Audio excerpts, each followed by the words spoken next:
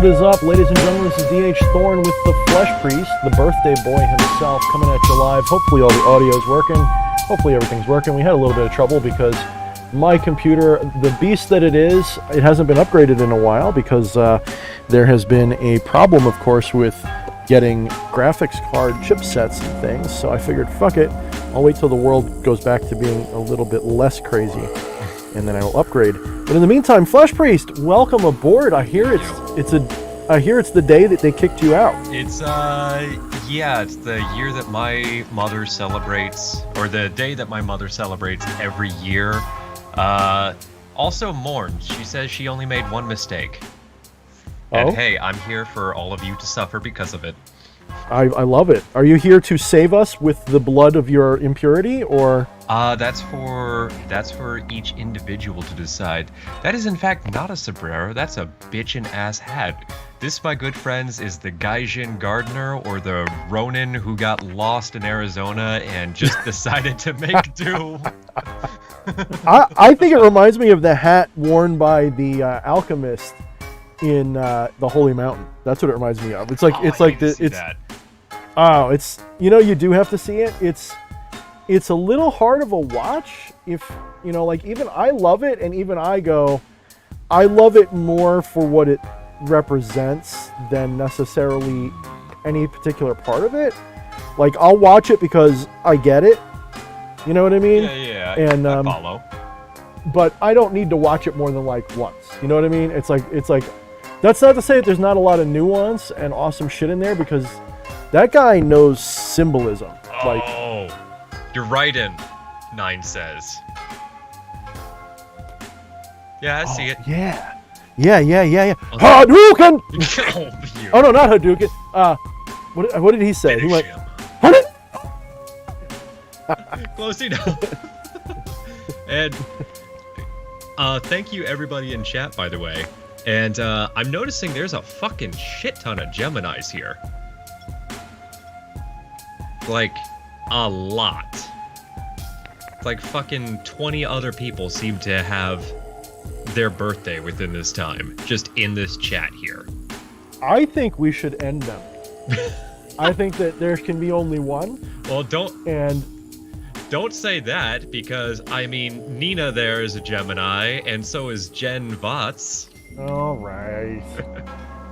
I like them, I guess. We'll let them live a little bit more. What are we gonna do without Nina, too? Man, why do you guys gotta be cool? That's like the plague of my life is a combination of fucking Jedi, are Gemini and Scorpios. Like, everywhere I turn, it's fucking Jedi. I'm gonna do it again. Geminis and Scorpios in my life. But yeah. I think it's because I'm technically a Plutonian, because my first house is Pluto. Has Pluto. So I think I'm technically more Plutonian than I give myself credit. Like, I'm not a Scorpio, but I vibe good with them because I'm a Plutonian, just like they are. So that's what I've heard anyway. And real quick, I want to give a shout out. I noticed that they comment in every single video about fucking YouTube and the notifications never working for them. So welcome, Atropa darling. I'm happy that you're able to catch this one live. I love Atropa. She's a sweet girl. I want to get I actually was looking at getting what do they call it, an email service set up. Like where you get people's email addresses and you can send them stuff. But that always strikes me too much like, when people say newsletter, it's always like, really, it's an advertising letter. And yeah. I mean, I would use it that way. I mean, revelation of the method and everything. I'm not gonna hide what I do, but I still feel like, I want to make sure I can put content into it, not just have it be ads, Yeah. So, I don't know. We'll see. I'm looking into it. It's not, I could get it like a small one for pretty cheap, and or free even, just to get the ball rolling.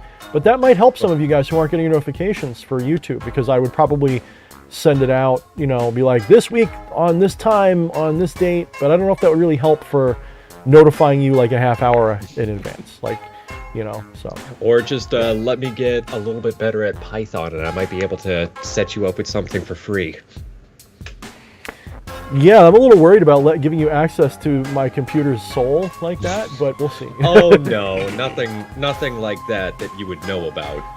Actually, there's a dude that I did a recent conversation with, and not live or anything. It was like what you call it, a consult. And he's like, really pretty decent at programming and stuff. He knows like how to, what's the word I'm looking for, like break through. He likes to look for vulnerabilities. Oh, he's a red hat. Yeah, I guess. Yeah, not red hat. He's blue teaming. He's a penetration tester. So he doesn't use any of the stuff we would dare use, because he's like, it's all compromised. They're tracking you. They got all your shit. So he doesn't really use any of that.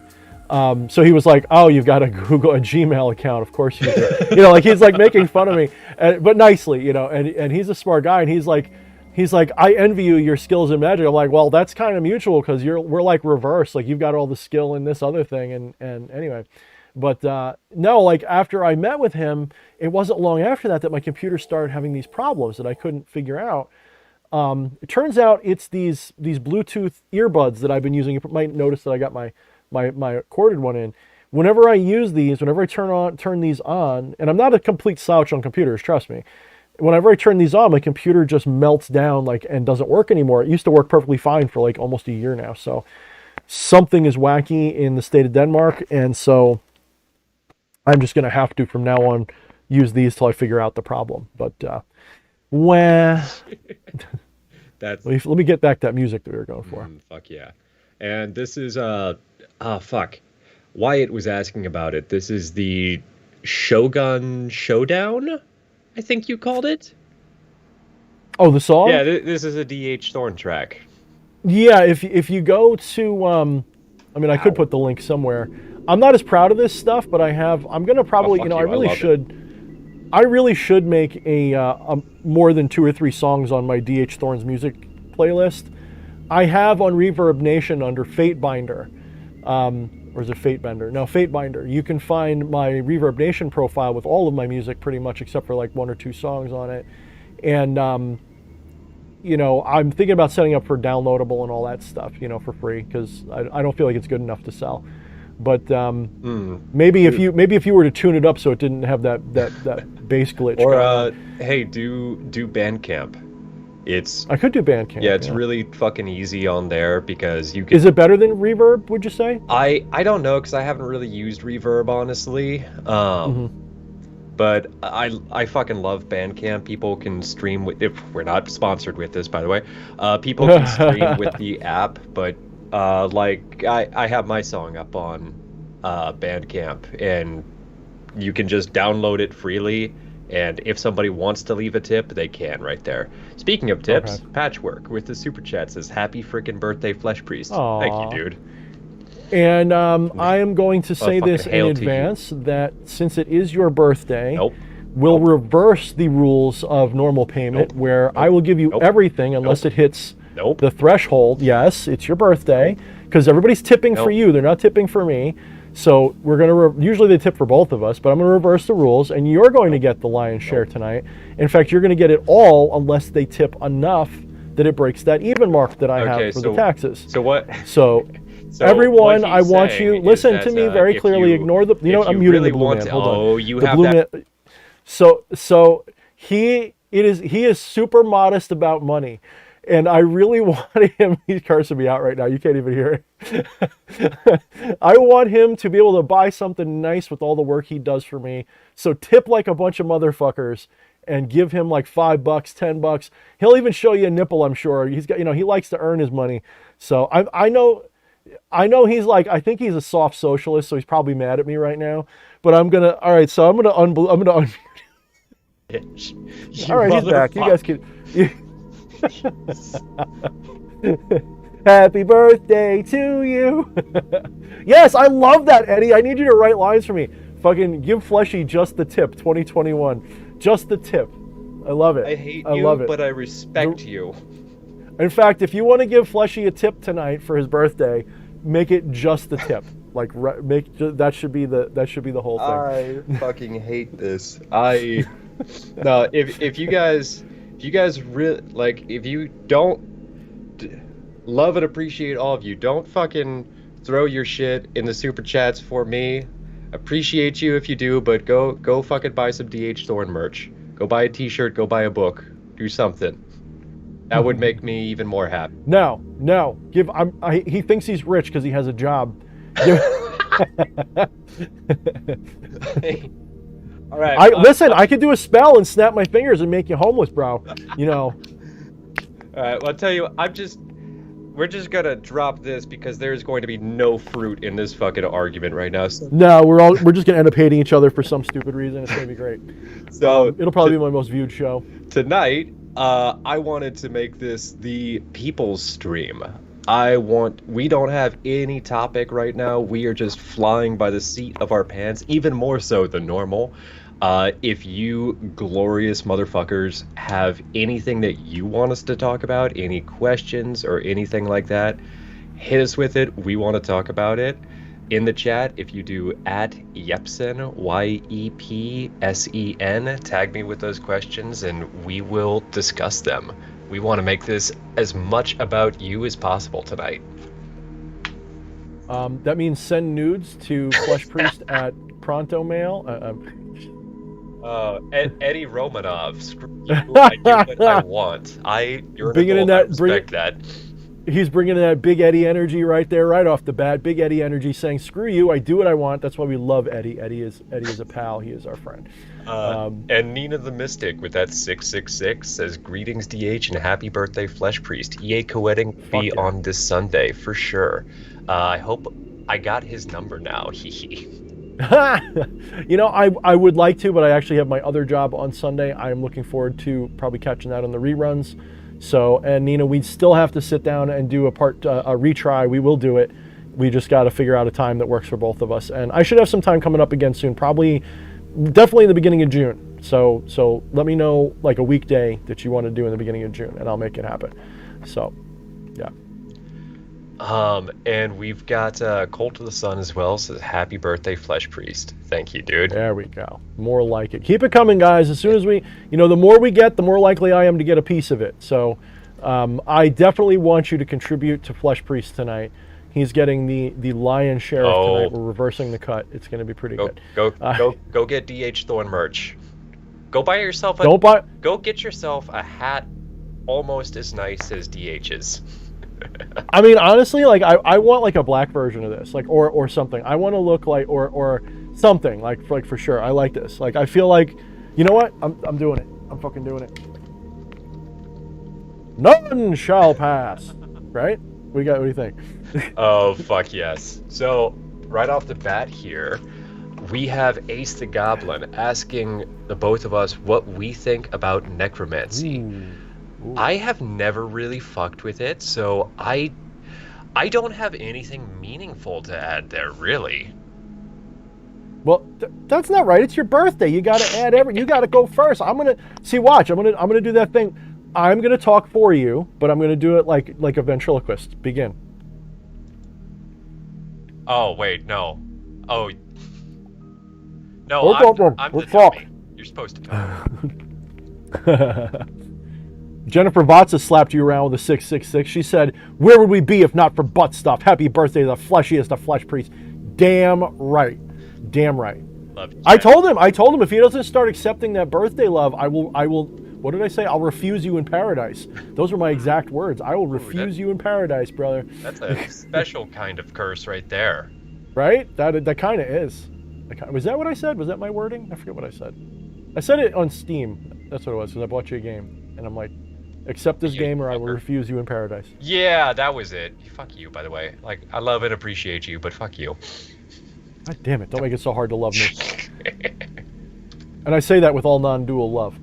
So, I don't know. I mean, I don't want to be super duper ranty tonight, but I will, of course, if that's what people want. But, necromancy. Ace the Goblin. I wonder if you're, I mean this with all love because Ace is one of our good friends. We love Ace. I wonder if this has to do with your recent situation, and my condolences again. Necromancy. There's a lot. Oh, Anton E with $5 says, just a tip. Have a great B-Day, dude. Glad you do this. I'm glad he does it too. Honestly, I like my show without him, but I like it. If I say double, that's not enough. I'm going to say 3 times as much because he's And here. I look forward to doing this every single week. Dude, you never ever go like, I don't know if I'm up for it, unless you're really sick. You'll turn me down for the game of games. You'll be like, I can't wait to play. You know what? I don't feel like it tonight. But when it comes to this, you're like, no, I'm going to be there. I will be there.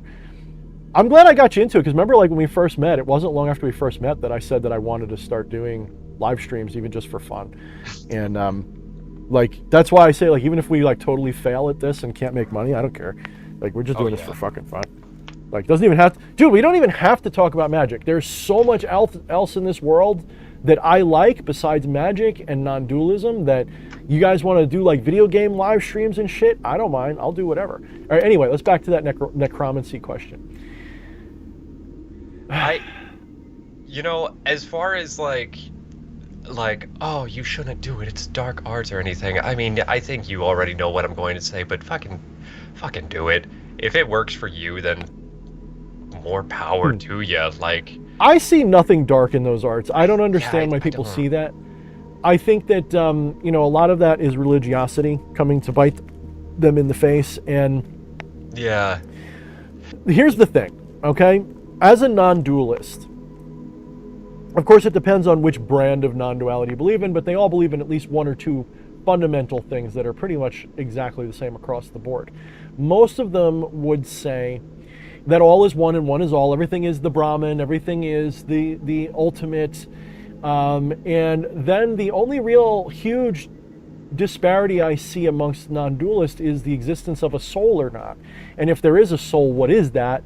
Because it cannot be separate, right? Non-dualism means no separation. So the soul must be the whole, and the whole must be the soul. So the idea that we could have separate individual souls is bullshit.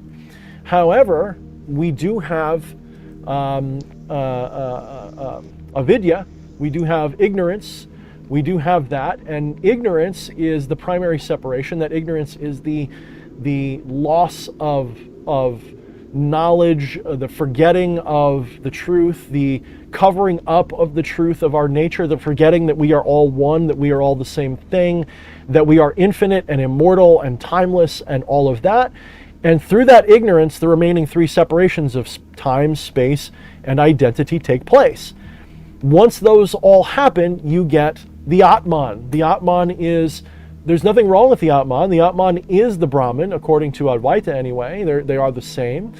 Atman and Brahman are the same thing. You are the eternal. That is what you are, but you are having a singular experience rather than a plurality experience right now.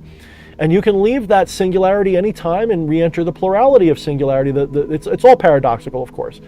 But you can leave that at any time. And so here's the thing. What is the soul? If you believe in the Advaitin, however you want to pronounce it, version of non-duality, then you believe that the soul and the source are one. And that there is an element of ignorance at play that makes you forget that. So what is the soul? There's no denial of the soul in Advaita. There is, however, this kind of perspective that soul leads to the same source. Ultimately, it's almost like a compound eye, but it's not, because there's no separation. The end and the beginning are the same. It's like a Mobius strip, if you will. It's like taking a power cord and plugging it into itself is kind of what it's like. So this idea of souls that you can commune with through necromancy, this idea of souls is, what are you talking to except for yourself? Just like right now I'm talking to myself when I'm talking to Fleshpriest. But Fleshpriest is a different perspective of myself. So when I'm contacting someone who is dead, death is bullshit. Death is the opposite of birth, not the opposite of life. So when we say someone has died, that's not quite accurate. Nothing has died. Death is the opposite of birth, not the opposite of life. One does not die, but your bodily conduit ceases to have connection. It ceases to have relevance to those who have not also left that behind. Okay? So think of it this way. There is a signal. if we're going to put it in a materialist perspective, to put it in language that maybe someone who's not a non-dualist would understand. There is a universal signal of consciousness. And that signal is something which our physicality tunes into. And when it tunes into that, that consciousness has an interaction with the physicality, and this experience of life kind of happens. Life is not a product of that. Life is an experience that is had by that. Life is a wave that moves through matter. And consciousness rides that wave, if you will. Consciousness rides that wave like a surfer. And that means that when someone dies, it is really a cacophony of errors in description, because nobody dies. We've talked about this before. I have to quite some nauseating length, where I suggest that every moment that you exist, you're dying. And when I say dying, I don't mean like you're getting closer to death. I mean every moment is a little death.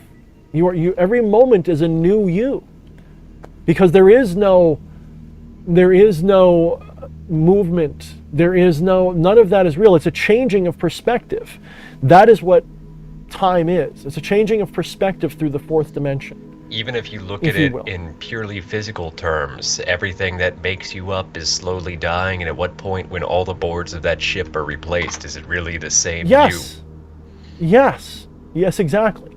Well, if you want to look at it with that analogy, the wind is what you are. The wind is always flowing through those sails. Okay, so you're not the ship. The better analogy is you're not the wave, you're the ocean. So there was once, I don't know where this first originated. I thought I made it up, but then I think I read it somewhere. Someone else had thought it up, and it's like an old koan.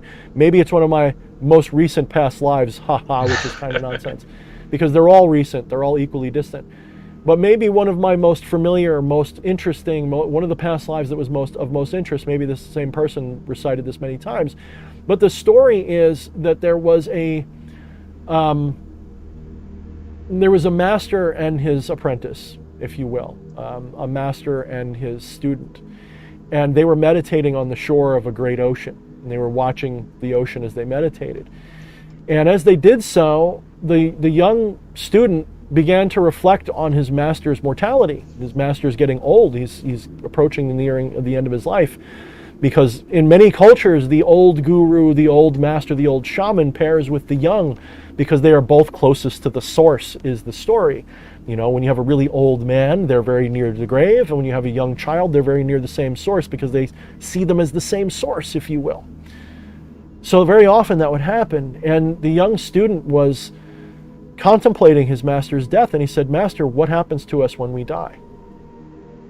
And the master kind of frowned and said, "You're kind of young to be worried about that." And the kid pleaded and insisted, and after a few minutes, the master kind of contemplated softly, and he said to the child, he asked him, "Young child, what happens to the wave when it crashes on the shore?" That is what will happen to all of us. And that goes along with the "be the ocean, not the wave" non-dual statement. It's a reminder that the wave is it's a thing the ocean's doing, and you have limited your awareness to the wave. You've limited your identity to the wave. You've forgotten that you're the ocean. And when that ocean hits the shore, where does the wave go? Well, the wave is nothing more than a perturbation in the water, and when it hits the shore, one could say that the wave, of course, impacts the shore, and if we're going to be too technical, the shore vibrates. But we're not going to do that. Don't overthink we're going to just don't overthink it. The wave hits the shore. Where does the water go? It returns to itself. It never leaves itself. The wave, the identity of the wave is dissolved for sure. And if you still belong to that identity, if you think that that's all you are, then you're going to experience destruction, absolutely. But you're not going to stop being there. You're still there. The ocean is still there. So the Atman and the Brahman are one. They're one and the same. There's just a level of subtle limitation that makes us think we're the wave. So what does that mean for necromancy? I keep mispronouncing it on purpose. Necromancy. What does that mean for necromancy? I almost think that's a good thing, because a part of what gets me fucked up is just all these fantasy games I play, Necromancy has a totally different connotation. Constantly fighting with the connotations. Different wordplay helps. It does help, yeah. Necromancy. Necromancy. I don't know. Let's necromancy. I don't know. We'll say it however we want. Necromancy. Yeah, let's play necromancy. I like that. Necromancy. I think that was actually Siege who suggested that. Yep, CJ Anger. Necromancy. Actually, you know what? Since we got a moment, I'm a little bit backlogged. CJ Anger says, "Happy birthday, Fleshpriest. Turd and Flame. Appreciate you, dude." Hammer and Tong says, "Cheers, lads." Tatum says, "Happy infernal birthday, Fleshpriest. Arachnos, just the tip." I love you, Arachnos. Thank you for using Eddie's line. We got to put Eddie on the payroll someday. Eddie, when I'm able to afford it, you're going on the payroll. I don't know doing what exactly, but you're going on the payroll. You're as good with witty comments as I am. I love that shit. Behemoth X is in the chit chat. What's up, Behemoth X? We love you, brother. Please tell me that soon you want to do a live chat. I want to get you in here, bro. But yeah, let's continue with that. Yeah, go ahead. He called me a douchebag, and then he walked back on it. Don't walk back on that. I know what I am. Well, I mean, to be subtle, I mean, you know, at least you're soapy, right? Yeah. I mean, you're soapy and you go places, you know? I mean, you know. So, something that I was thinking about, sorry if this is too much of a non sequitur, but as you were talking, I actually know a lot of religious people who would otherwise blaspheme the dark arts or whatever you want to call it, who do practice a form of necromancy, of like invoking the spirit of their dearly departed and whatnot. It's interpreted through different lens of angels and whatnot, but... Oh, praise him, Jesus, praise. I mean, that's a dead motherfucker right there, isn't it? Come on, guys. Oh, yeah, hey, good point. Yeah. Yeah. Camilla said, have a drink on her. Well, that's impossible till we meet, and we are planning on meeting this fall, so let's make that happen. I won't let you do anything sexual about it, but, you know, maybe I'll put the cup on her ass and you can drink it off her butt. What just happened? What? Wasn't expecting that. Okay. $4.99 from Jay Sauber. Thank you, brother. I'm giving that to Fleshy tonight, just so you know. But yeah, so let's hit this. Let's hit this necromancy. You don't have to fight me on it. I'll end up doing it in like ways that you can't stop me. I'll find a way. It'll be like, you know, like fuck, you know, I'll just make it happen. You'll find out. All right. Oh fuck, Star Ruby Corsi says happy birthday, love you. See, there is that money flying in. See, I wish it was your birthday every night and I could keep it all. Like, can we do that? It's been a while. All right, so back to the necromancy. So what exactly are we communing with if the Atman and the Brahman are one and we are all the same Brahman and therefore the same Atman? Atman? Let's do it like that. Let's do like the Slenderman and the Superman and the Batman. If we are all the same Brahman and the same Atman, if we are that, if Tatvamasi is accurate, that thou art, if that is correct, then that implies that when we do necromancy or necromancy, when we do that, what are we talking to? We are talking to a story, more or less, because that's what the Atman really represents. It's an artificial delineation, if you will. It's an artificial decision to say, I am here and not there right now. And that's ultimately always a story. It's always a collection of stories. Remember that live stream where we discussed Superman and Nyarlathotep and Zeus and Hercules and all of these spirits and how they are all imaginary, made-up mythology. That doesn't mean they're not real. It just means that's all we can say about them, because ultimately that's all we can say about ourselves. You know, it's not solipsism to recognize that you know, Descartes had to make a point about I think therefore I am, and that's as far as we can go. And he's not entirely wrong, although I would say when he says I think therefore I am, I think he was implying I am aware therefore I am. But let's not go there. So we have this issue of proving that we exist. You can't prove you exist. There was recently a friend of mine, Tila Petrova. She, I like to get her on the show sometime too.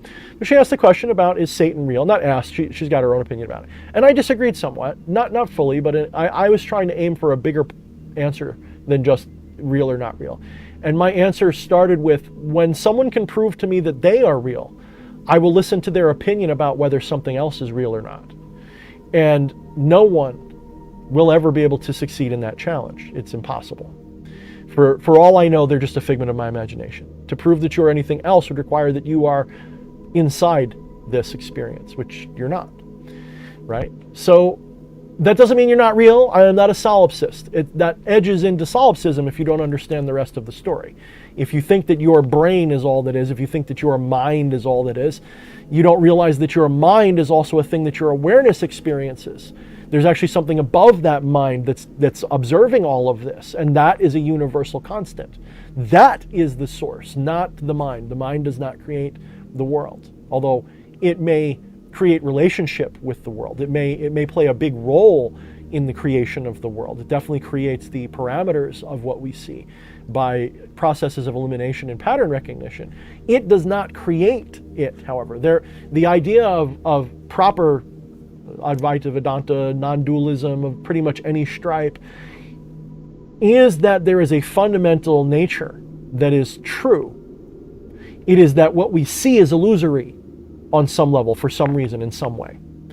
And then there's different definitions of whether there's a soul or not. The Buddhists, I think they've mistranslated something in their own scripture, and they believe that Anatman is, I think Theory Apophasis is right when he says that they misread or mistranslated their theory of the soul and the proper. Now, of course, it could be a mistranslation. Maybe their point is that if the soul, if the Atman and the Brahman are one, then what's the point of a delineation at all? That means that the Atman is part of Maya, it's a delusion, it's not real, etc., etc. So I get it. That I get. I get that argument, and it's a good one. But again, let's go back to necromancy. When we are talking about a loved one that has passed, they have not passed. They're still there. Because you're still there. They're you. You and them are one. There's no difference between you. What you're really mourning is not them. Let me reiterate that. When someone or something in your life dies that you think is dead, you're not mourning them. You're mourning the story, because it's not going to be told the same way anymore. You finish the book and you put it away and you're putting it back on the shelf. Now, the only place, you're never going to read that book again. So the only place that book can exist now is in your heart and in your mind and in your soul and your memories. Yeah, that's the only place that character will emerge again. It's a very selfish act to mourn the loss of another, and I don't mean that in a backhanded way at all. No, but exactly right, what you're I saying. agree. It's not, of course there are situations, traumatic and whatnot, but where you can mourn for that person as well, I think. But really, you're sad that they are not going to be a part of that in the same way anymore. That, as you said, that story ended, that you reached the end of the book, so to speak. But yes. Yeah, and you can make contact with the spirit of a loved one, alive or dead, at any time. At any time. Will they be aware of it, though, is a different story. And actually, that's a different story. On that note, by the way, Ace, I had no idea that had happened, so seriously, condolences to you, my brother. I said, we love Ace, and I mean absolutely no. I hope I didn't spill his beans too far out of the door, but no, he talked about it in chat too. Okay, good, because I love Ace. Ace is like, yeah. He's something about him. Like, I don't know him real well, but every time I've talked to him, I just feel like I would love to hang out with that dude and just have a good time and fucking roll stuff up and smoke it and have a great time. Fucking awesome dude. Actually, off what you were just saying though about you can commune with people that you know, living or dead, at any time. One thing that he did mention in here is that before he even received the news, he felt the spirit of his mother physically pass through him. And it's crazy how many of those stories I hear. There's nothing in my worldview that says that's impossible. I think for a few weeks there, I was edging into maybe a little too grounded. Like I practice a kind of dualistic practice in the sense that I don't see them as separate, but I will separate them from time to time to play with them. And I will become a bit of a hard skeptic about my magic. I will try to rationalize it fully so that I don't become possessed with superstitious bumbo jumbo bullshit thinking. I don't want to ever enter into dogmatic superstition. I want to maintain, because that's just another form of delusion. Just like being hyperly materialistic is a type of delusion. Well, you need to balance the as above, so below. If you just think everything's as above, you're fucked. That's not reality either. Okay, you're gonna walk into trains and shit. You've got to be truly in perfect harmony with what is. It's hard to do. Maybe I think we all, including myself, need to look up a little more, into the as above a little bit more. But we do have to ground ourselves. Our feet do have to be on the ground. So the idea that your mother, grandmother, father, uncle, brother, best friend, dog, cat, whatever, dies and that you can commune with them. My problem with that is that there is no them. The them is a story. So what are you communing with? You're communing with a story. Now there was consciousness and there still is consciousness that is using that as a mask. So if you talk to the spirit of your loved one, you're talking to that same consciousness you were talking to before. However, that consciousness is no longer centered on that body anymore. It has become a non-local thing again. The Atman got a little bigger perhaps, or maybe it got a little bigger but then it's going to be smaller. Remember, there's no difference. There's no time. If you want to talk to grandma, look in the mirror and say, "Hi, grandma." And role play that conversation and let grandma come through in your imagination. Don't be afraid of it being that. Don't be afraid and say, "I just imagined her, it doesn't count." That is rude to do to a spirit, my friend. And I know you know this, Ace. I'm saying this to the audience. That is rude. That is rude. Now, your awareness of their passing, we can say in a superstitious way, their spirit came to me and told me and all that. The way I see it is, remember, we are all one. Atman and Brahman are one. We are all the same thing. So what really happened, nobody came to you. You went out to them.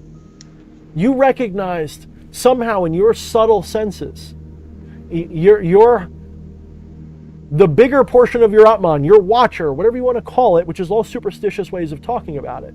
But you picked up the resonance of truth. You knew that your Atman, your center of awareness, your all-seeing eye, turned down a corridor where grandma's gone now. And it came to you as that kind of feeling and knowledge and maybe a presence, and that's valid. I'm not invalidating the experience. The experience you had, I have no doubt about it. My thing is, I want to make sure that you interpret it healthily. And I say healthily because here is the danger of necromancy. I think that's the 12th different way I pronounced it this stream, hopefully. I think if we hit all secret pronunciations, an angel will come forth, and right, or balloons will fall from the sky. So what am I doing here? And again, I'm not just talking to Ace. I'm talking to anybody. Right, right. I'm not just talking to Ace. I'm talking to everybody listening. So what is the sin of necromancy? The sin would be that you are in a state of attachment to their memory. That is the sin. Attachment, when I say sin, I mean, metaphorically speaking, because I don't believe in actual sin. Yeah. You are committing an act in which you are attached to their memory, and by doing this art, if you do it with the perspective of you are conjuring a separate entity from yourself into your life, and that is them in a disembodied way, you are, number one, you are limiting their story, so that in your experience they are only a ghost now. No, they're everywhere now. They've always been everywhere, just like you're everywhere. If we remove time, it makes more sense. They're you. You're them. You're still the same thing. So now that has happened, if you cling to that identity, you're also denying your own true nature. By clinging to them as being a separate, and when I say separate, I don't mean that you can't be a different soul. Let's get some language right with non-dualism. Separation is the lie. Difference is the glory. There is difference, but not division. Fleshpriest and I do not have separate souls, but we do have different souls. So they're not separate. There is no separation.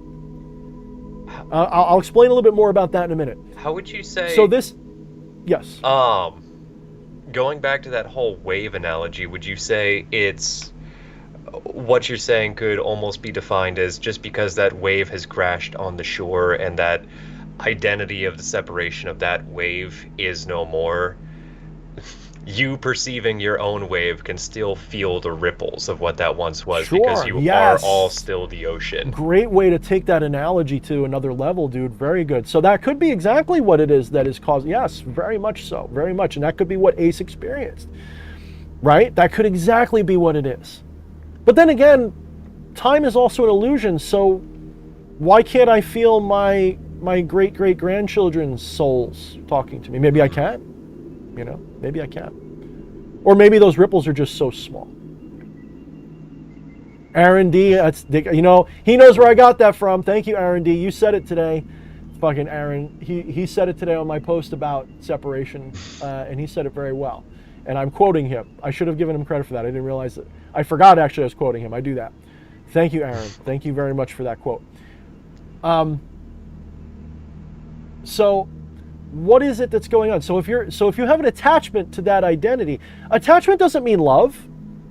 You can love something, you can like something, you can prefer something, you can desire something in a way that is not like covetous. You can go, I really enjoy that person.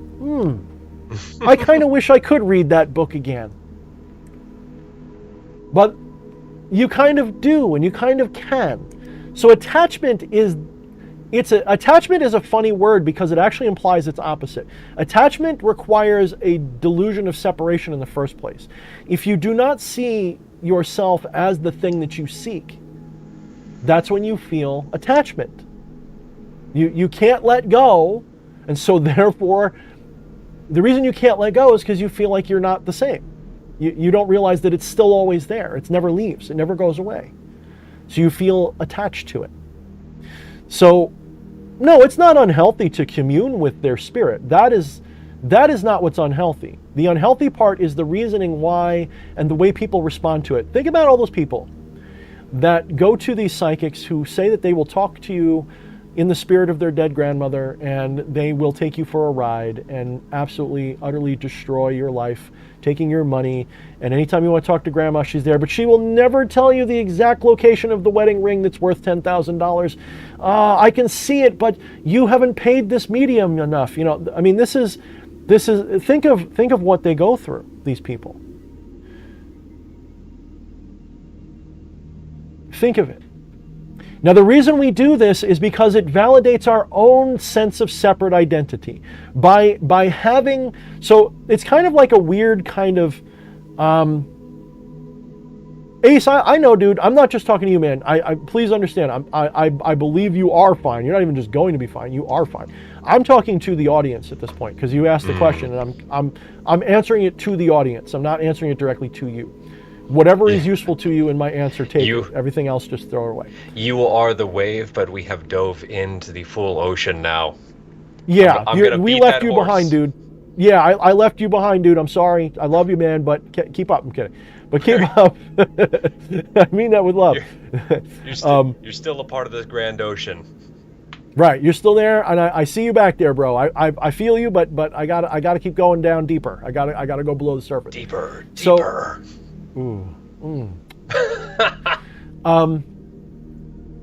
Magic is in the butt. It's in the ass of the ocean. Okay. No, don't be sorry, Ace. I could see if you really thought I was yelling at you. I'm not. Yeah, no, absolutely not. So the practice of... Oh shit, I completely forgot. Uh-oh. I think your audio just cut out for me.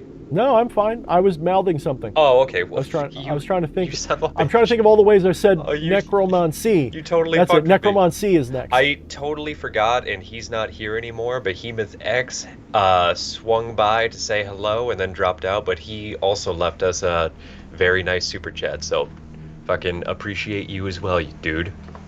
That's right. Fuck yeah. Fuck yeah. We love Behemoth. I'm gonna miss that guy. Ooh, I mean, for the rest of the stream, relax, guys. Relax. that was that sounded strangely solemn. I'm kidding. Yeah. All right. So, where was I? I lost my place completely. So, an attachment to the memory of someone causes an attachment to the idea of self. When you have an idea of self that you're attached to, when it's your turn to have that ego disillusionment that happens when the grave is behind us instead of in front of us, then you will have a lot more problem moving on and experiencing a blissful whatever next is to come for you. You know, half of the death process, shall we say, is really a reconciliation of the truth. You know, watch a movie like What Dreams May Come. That is probably the best movie for discussion of, I hate the term, but the term afterlife. It's probably the best. And people go, wow, what a fancy story. Too bad it's not true. How do you know? In fact, that was the belief about afterlife from a very spiritual place long before a lot of these other bullshit ideas popped up about heaven and hell and oblivion and everything else. That was what people understood on some level. They would put masks of different kinds of afterlives, of course, but that was the fundamental understanding. That's a very Platonic, a very non-dual even understanding of an afterlife. It's absolutely valid, that movie. It's absolutely the closest thing to what I would say is likely for those who don't like go, well, I liked being D.H. Thorne, I want to be Fleshpriest next. That's the next most likely thing for someone who has not collapsed their identity fully.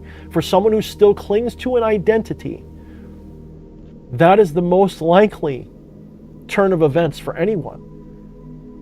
And I have to tell you, it doesn't have to wait till you're dead. All of that movie can happen every moment of your life. There is no separation. There is no time. When you're in hell in life, you're in hell in hell. Hell, you can be in an embodied hell or a disembodied hell. They're the same place. I like something that Aaron D said. He tagged you, said, so if all these stories are done, isn't necromancy just a version of a book club? Yeah, it's like a bookshelf. And you get to thumb through it again and go, I remember that part. But you can never read it again for the first time in this life. But here's the beauty. This is why death is. Death is a way for us to restore, maybe even so here's where I'm getting language bound. There's avidya, which is ignorance. Avidya is the ignorance of yourself. It's the ignorance of the truth. And I see it as 4 types of ignorance. The first one is just plain old ignorance. It's forgetfulness. And it is a demon, shall we say, a bad guy, to us as egos. The demon of forgetfulness is horrible because we go, I don't want to forget who I am. That's death. Because we know if I were to hit Fleshy on the head hard enough and reset his brain so that he forgets who he is right now and can never remember who he was before, he can retain all of his skills and all of his everything, but his identity is completely like reset. If I do that to him, the guy that's happening to, like when that frying pan's coming for his head, to him that's death. Mm-hmm. To the new guy, it's birth. Right? So Yeah. That's death. Because we understand intuitively, like that's why you have these movies where someone has amnesia and it's such a trip, because it's like they're reborn. In every movie, that's how they always show it. It's like they're being reborn. That's why it's such a trip. Because we know intuitively that really death has nothing to do with the body, it has to do with identity. Death has everything to do with identity. That which has never been born shall never die. Well, the good news is your identity is part of a story that's a lot older than your body is, too. And in strange so that story aeons, continues. Even death may die. Even, oh yes. God damn, I wish people understood. Like, you know what pisses me off, Fleshy? Nobody watched my last video on Lovecraft. That is the least watched video I think I've done in 2 years. Nobody watched that video I put out this week. Nobody. I think it's still under 300 views right now. And it was truly a video where I don't know if I would say it's my best video at all. I don't even think it's like one of my good videos.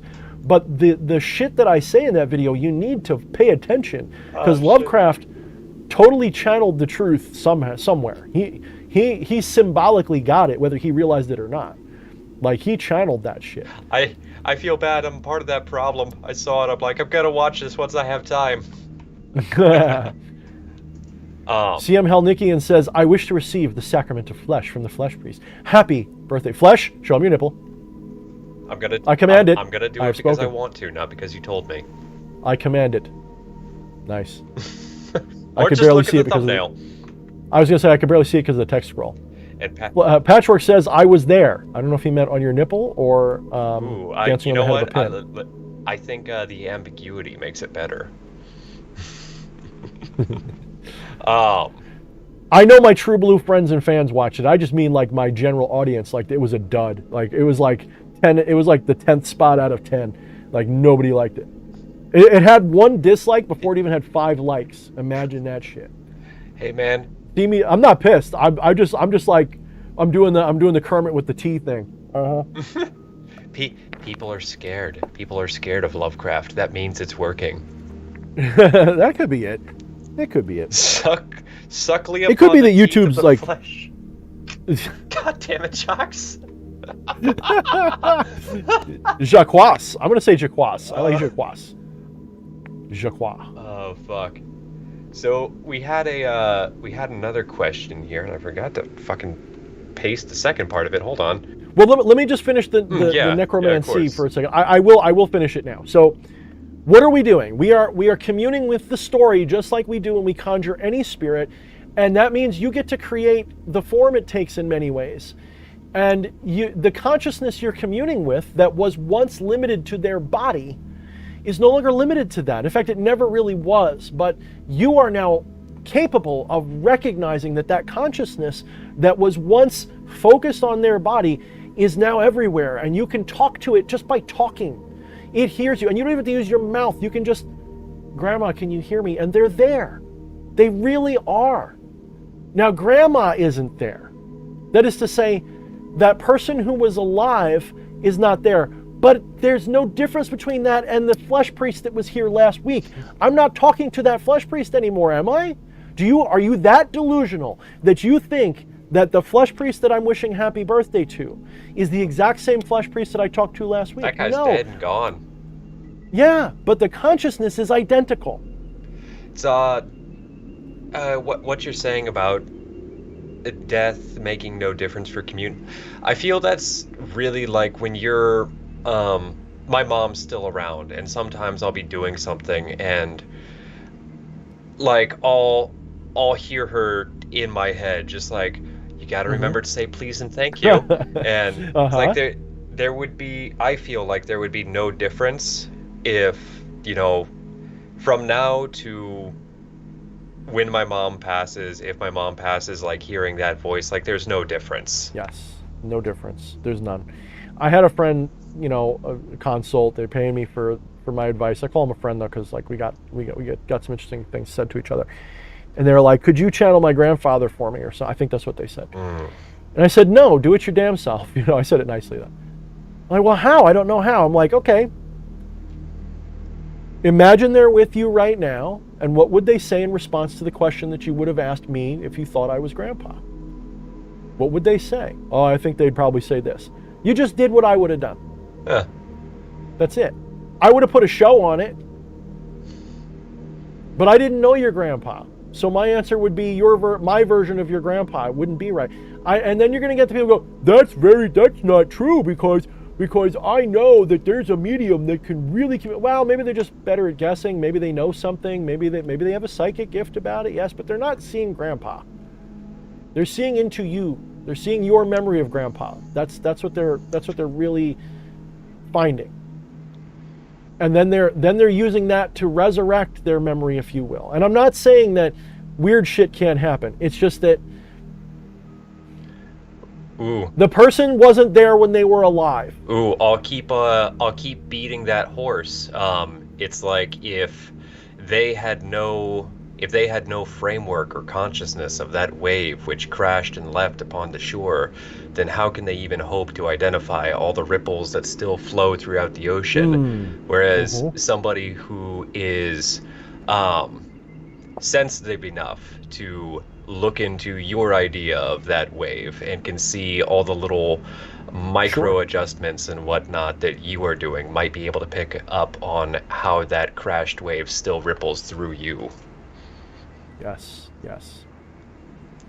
There's so much to the ocean and wave analogy. It's one of the best ones you can come up with and find. You know, it's in the top 3, in my opinion. If I was going to write out 3, and they'd all sound fundamentally the same, they would just be different mediums than ocean. You have the infinite mirror, the infinite ocean, or the self-aware ocean, the self-aware mirror, and the self-aware Rorschach ink blot, and the self-aware block time omniverse, and that's it. Like, to me, those are to me. But, you know, if you were following along, I put a post up today where I talk about models. They're just models.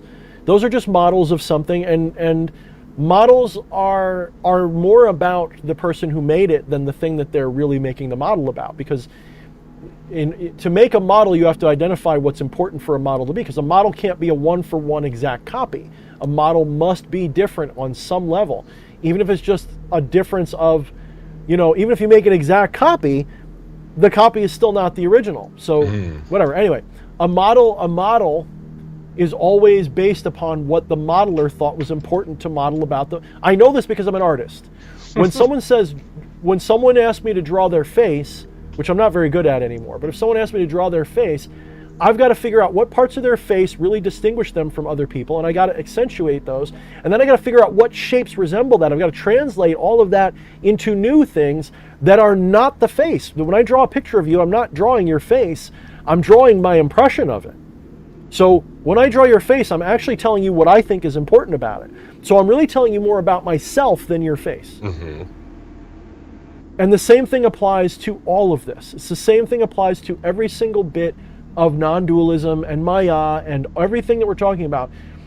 When I define non-duality through my own language, I'm telling you what I think is important to know about it. But that's not the truth of it. That's never the truth. I gotta take this off. Yeah. The lens is equally important as the subject in terms of the photograph. Absolutely. You got that right. Absolutely. So, well, you know this from doing audio stuff, I'm sure.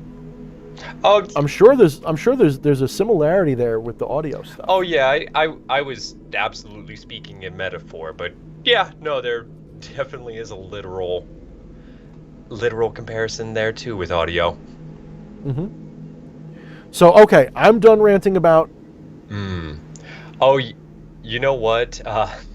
Necromancy.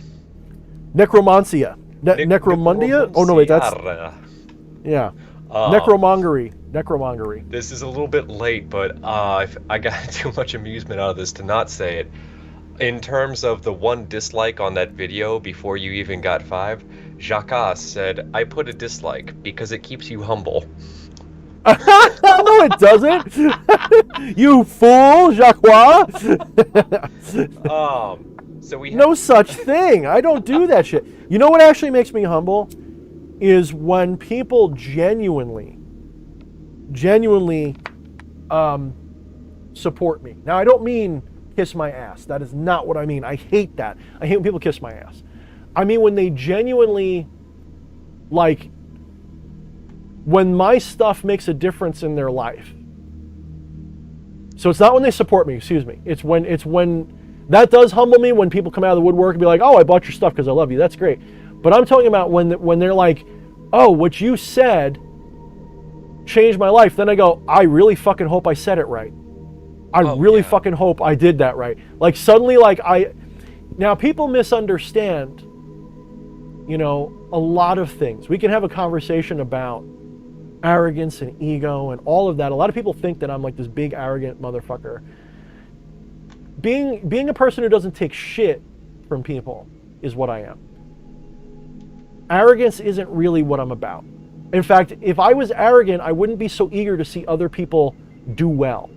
I would be all about me. I would be all about how I'm better than you and how I want to be better than everybody. People are like, well, you're always over-talking people. I over-talk people because it's a habit. It's a bad habit. It's a bad habit that's born out of a little bit of, you know, mental issues, if you will. It's a little bit of nervousness. It's because I know what I want to say and my short-term memory sucks, so I got to blurt it out. And frankly, the thing that I point out to people too is, this is your stream. This is That's your true. time to talk. I do it on other people's streams, though. Dude, don't okay, even say. fair. When I went on like with EA Quetting, I was like, I think I overtalked him too on his own fucking channel. I was a dick. But Okay, well, to be fair, no backhand intended, obviously, to either you two, but you two can both fucking talk. So. oh, we sure can. No, we're definitely meeting. Neither one of us feels inferior when we talk, and I think that's why I like him so much as a friend. And you do the same thing. You never ever come to, like, you act humble, but I can see behind your little Gemini eyes. I know that's a fucking charade. I fully see it's a charade. I know that you're just as arrogant as I am, and that's why you're like, no, don't give me the money. I don't want. No, don't say nice things about me. Stop that. And I almost want to slap you because it's like, don't lie to me. That's one thing. Being a little bit of, I don't know what I am. I don't know if I'm really, what do we call it? Neuronormative. I don't think I'm fully that. Let me recontextualize that and say that I am so full of self-love that I don't want you all to sit here and love me. That leaves less room for me to love myself, so go away. Fuck you. So, I mean, I don't want to get like too deep on the whole thing because I know what Jaqua was saying. I know what he meant. Yeah. He's probably even joking. He probably didn't even do the downvote. But even if he did, that's fine because it still hurt. Like you can have 1,000 downvotes and the video will still be front page. Like that doesn't hurt my channel. That's really just for my reference. The only time that hurts you is if you're consistently downvoted and you get a lot of flags and shit. Then YouTube will sometimes turn that against you.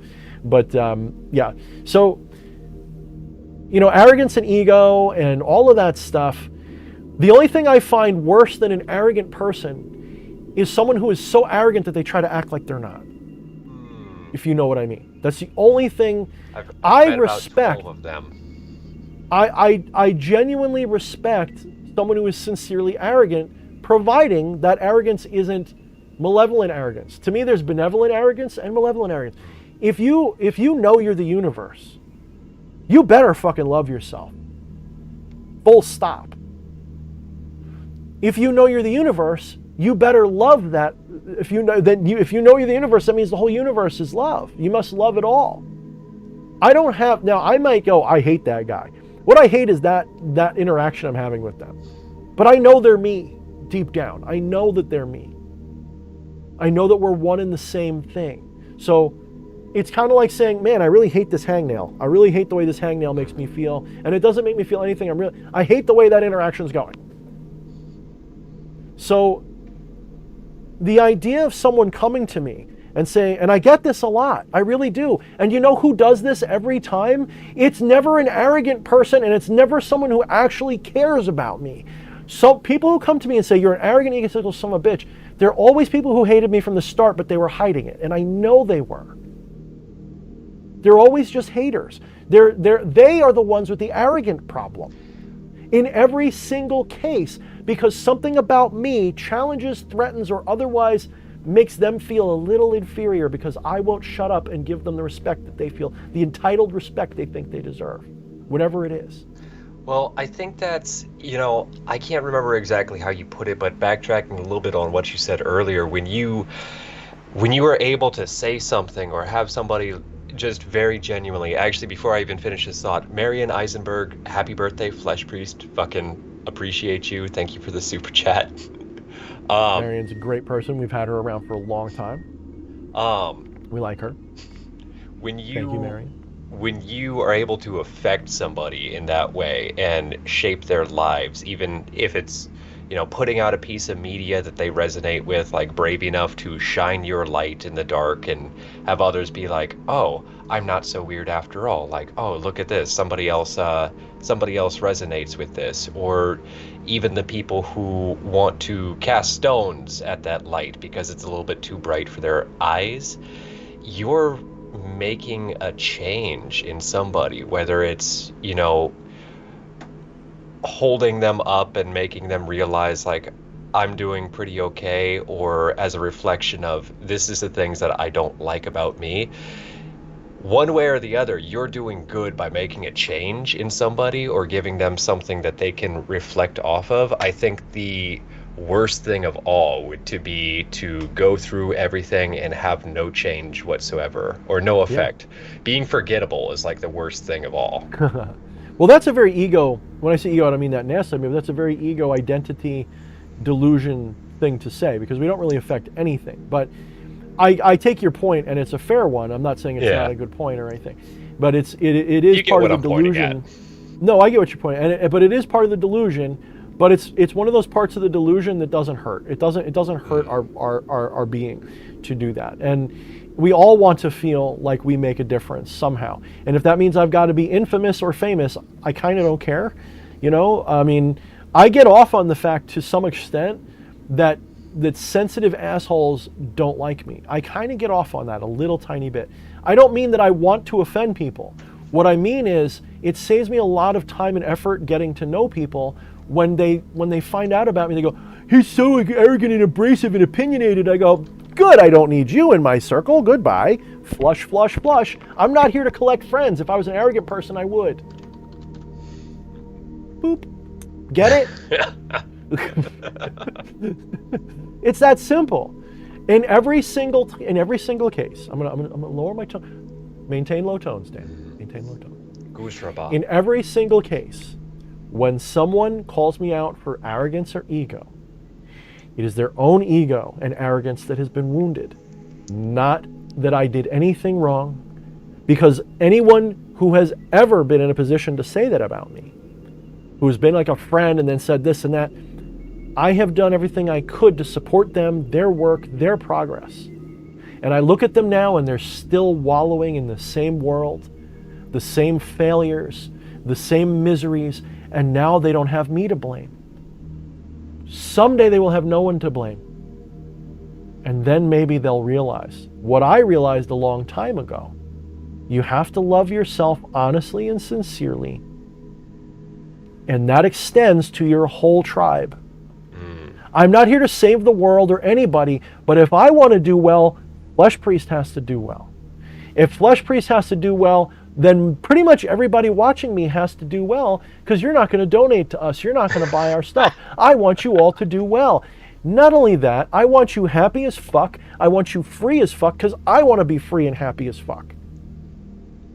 In other words, I get the fact that we are one, so therefore if I want to have, I want you to have. It's really simple. It's really simple. It's not a hard thing. I would never, people say that about, they say things about E.A. Quetting. I have never had a bad experience with the man. I can't imagine why people don't. I love him. He is one of my goodest, bestest friends ever on the internet. Like a fleshy. He's someone I genuinely look at and go, I hope he's doing good right now. Because he is generous to a fault too. He's one of those people. And I used to talk shit too before I met him, because we all do. It's like fun to talk shit about, popular people. Of course it is. Now that I'm becoming a little popular, I get it now. I go, oh, fuck. There's probably people who hate me just because I got a YouTube channel. For no other reason. Just the fact that I've got viewers. That's it. And it's really jealousy is a big piece of it. But I've never seen someone who was actually humble, who would ever call someone else arrogant or egotistical. Doesn't happen. A truly humble person does not get offended by the arrogance or ego of somebody else. And my final statement of wisdom on that, and we'll move on to another topic, is it actually takes a phenomenal amount of arrogance, true arrogance, to recognize your flaws and love yourself anyway. Humility doesn't give you that. Humility goes, I'm a worm, and it always turns into self-loathing somehow. Now maybe I'm abusing the word humility a little bit, because I'm sure there's benevolent forms of humility too. True humility is ignorance of your greatness. True humility is ignorant of itself. True humility doesn't know it's being humble when it's doing it. True humility does not recognize its humility. It simply does. When someone says, I love the world as I love myself, and they say that on purpose, they're full of shit. But when someone is walking down the road and they see an animal hurt on the side of the road and they run over to rescue it, and none of that has to do with anything because of how they feel. Notice I'm narrowing the slice quite a bit. Because if you run over to that bird because it's limping around the ground and you feel bad, you're really just saving your own misery. You're not helping the bird. You're doing that because you don't feel good. But if you run over to that bird and you're honest about why you're helping them at least, and you say, I'm doing this because it makes me feel good. And it makes me feel good to help them. And if you're at least honest about that, and you're not ashamed of it, because if you're ashamed of it, you're just trying not to feel bad about it still, you fucker. If you're not ashamed of your reasoning, now you can genuinely help that bird. Because you are being sincere in the act. Show me an act of sincerity and I will always respect it, even if it's hate. If it's sincere, I respect it. Oh yeah. You might not like it, but fuck can you respect it. I have to respect sincerity every time. You know, when someone genuinely hates me, and they're not just being a hater, right? There is a small distinction. And they have a reason to hate me. Even if I don't agree with it, I'm more inclined to reach out and try to correct it. When someone just hates me because of something I said that they misread, misunderstood, blah, blah, and they don't want to reconcile, blah, I'll just cut them off. Don't care. If I feel like I've done something to earn that hate, I might reach out. You know? But, you know, people, here's the thing. Okay, this is going to be the final thing about this arrogance and ego thing. It really will be. It has to do with that statement that I make about don't put me on a pedestal because I will find a way to jump off of it and land on you. Don't ever put me on a pedestal. Do not ever take me more seriously than I take myself. Don't look at me and say, oh, you're a non-dualist, therefore you must be full of compassion and love for the world and blah, blah, blah, blah, and this is how those people act, and you're putting me on a box, you're putting me on a pedestal, you're trying to define me. That's not love.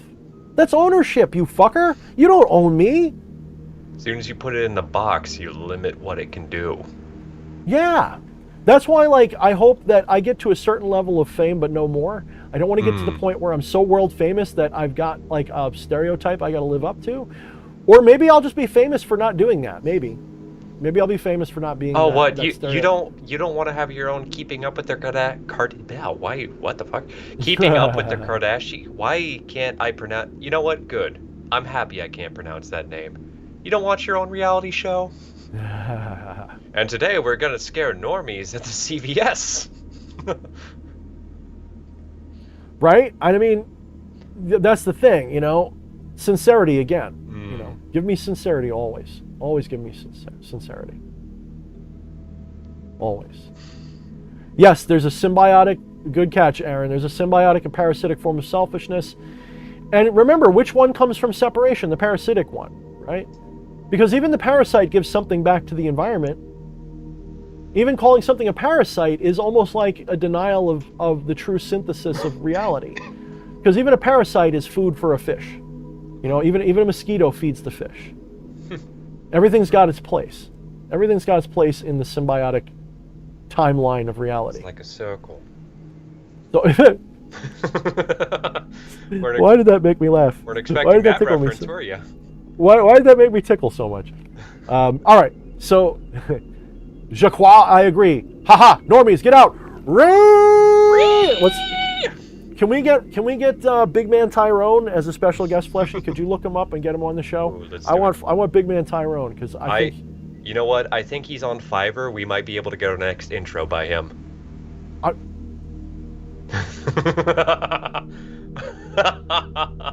I forgot he does that for money. Yeah. All right, everybody, listen up. Everybody gather around. Thorne time, gather around. Everybody who's not on Discord, get on Discord. I want to start a conversation on what we want Big Man Tyrone to say if we were to put together some money and have him do a video for me. What should we have him say? Because we're going to get a lot of hate and flack because there's a lot of normies that watch that shit. They're not normies, but they're not magic people. That are going to be like, oh, you fucking wizards and sorcerers, oh, Harry Potter bullshit. We'll get a few good people on. I think I'm going to do it. I'm going to see if I can afford something from him because I know it's like $80, $100. Like I've gone to his website. I want everybody on Discord tonight to put your opinion on, put it in, I don't know, what do you think, Outer Sanctum? I don't know, put it somewhere. What you think Big Man Tyrone should say that we could afford him to say in a shout-out video tag for us us. with it. We'll read it. But, oh my God. Yeah, Big Man Tyrone coming with you with DH and Fleshpriest. They would like you to know to reach I don't know what this voice is. Magic is in the butt or something. Like give us, yeah. Reach deep up inside your rectum to find the magic. I love it. All right, I want to see. I want my shit to blow up. I mean that literally. I want my Discord to blow up within the next 24 hours, with at least a dozen people commenting on what they think. Mm-hmm. You can even put it in the comments here, but I'm not gonna remember it from here. But put it in here what you think Big Man Tyrone should say, and I'm gonna look in to see if we can afford it with the budget of the DH Thorne Empire, which is like, I don't know, what are we up to? $9.42 this week. So we'll see what we can do. But fuck yeah, that would be. Oh I think I feel like I have arrived if I do that. Oh man, even if it doesn't happen, just seeing your eyes light up and the galaxy expand before you, that was good. I love that. That was perfect. Dude, you know we're gonna be a meme and people are gonna make fun of us and it's gonna be horrible, but it's gonna be good. I fucking love it. So Discord link is in Fleshpriest's images. It's right up above, but I'll also hit you up with it in the chat momentarily.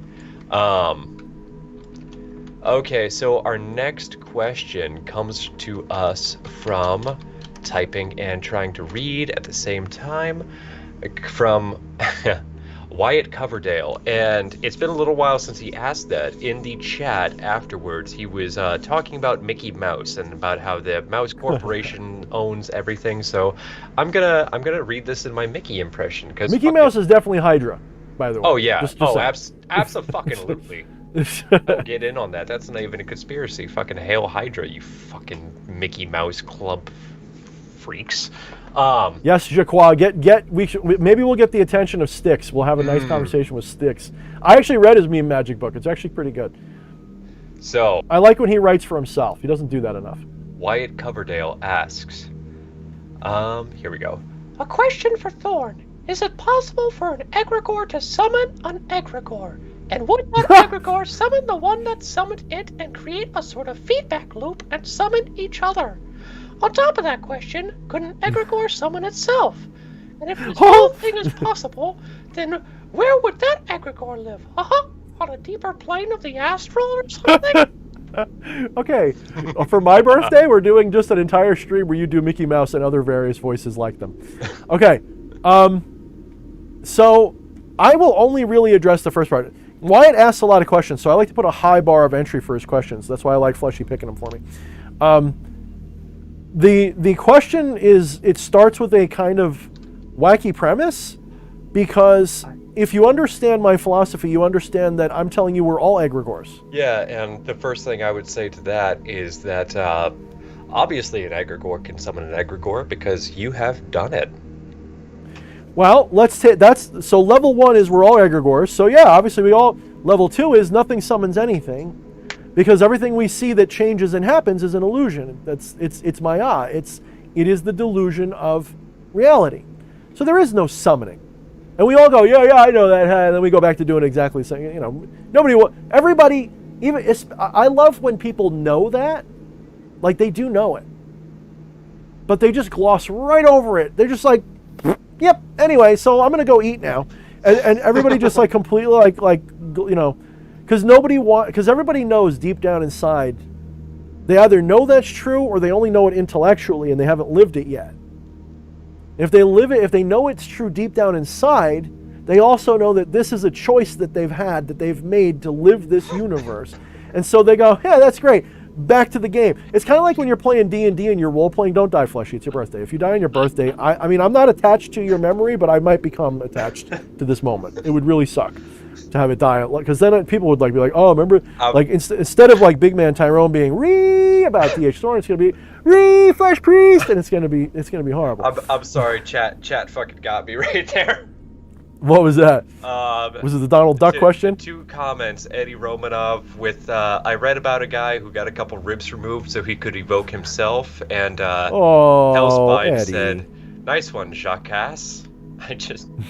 I don't know, something about that made me laugh a lot. Yeah, that's how you're supposed to. I was being nice to saying Jacques, but I think he wants us to call him Jackass. I really think that's what he wants. And, I didn't want to say it, but I figured, And GR with the super chat says, happy birthday, Fleshpriest. Thank you, GR. Thank you, Appreciate you. So, yeah, I mean, you know how you said don't overthink it, right? Yeah. And that's part of my problem is I do overthink everything. That's why when I start That's why we're here, though. So I'll be right back. Well, I guess. What are you taking a shit? A birthday shit? Don't worry about it. Dude, please don't take a shit. Well, then again, you're a vegetarian, so it's probably like rabbit poop, just like flops out just real quick. But oh fuck, I'm suddenly all alone.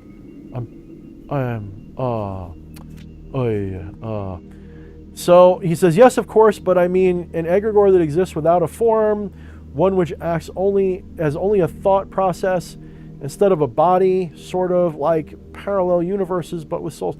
I mean, that might be another case of overthinking it, dude. I think what you're asking is, can, say, Mickey Mouse summon Batman? And I am not currently in Mickey Mouse's or Batman's awareness right now. I don't live in that space. So I would argue that probably, because any one of us at any time could imagine Batman and Mickey Mouse interacting with each other. And in so doing, that's kind of what happened. See, here's the thing. You have to remember that these disembodied egregores all egregores are a construct of ideas, which are a compound construct that requires more than one personal identity to craft. And the entire universe is egregoric. It's Maya. Another word for egregore might as well be Maya. It's all illusion. There is no separation. But when we're splitting the hairs and we get to like the point of awareness where we are trapped in this little one perspective, 3-dimensional universe, 4-dimensional universe, it gets a little flaky. So we've got to play this game of like, what are we talking about? We can definitely do that. And when we're doing that, you're kind of in a situation where you have to recognize that Batman, Superman, Yahweh, Zeus, Jesus, all of these beings, and Grandma, they all exist in a collective state of human awareness, knowledge, consciousness, etc.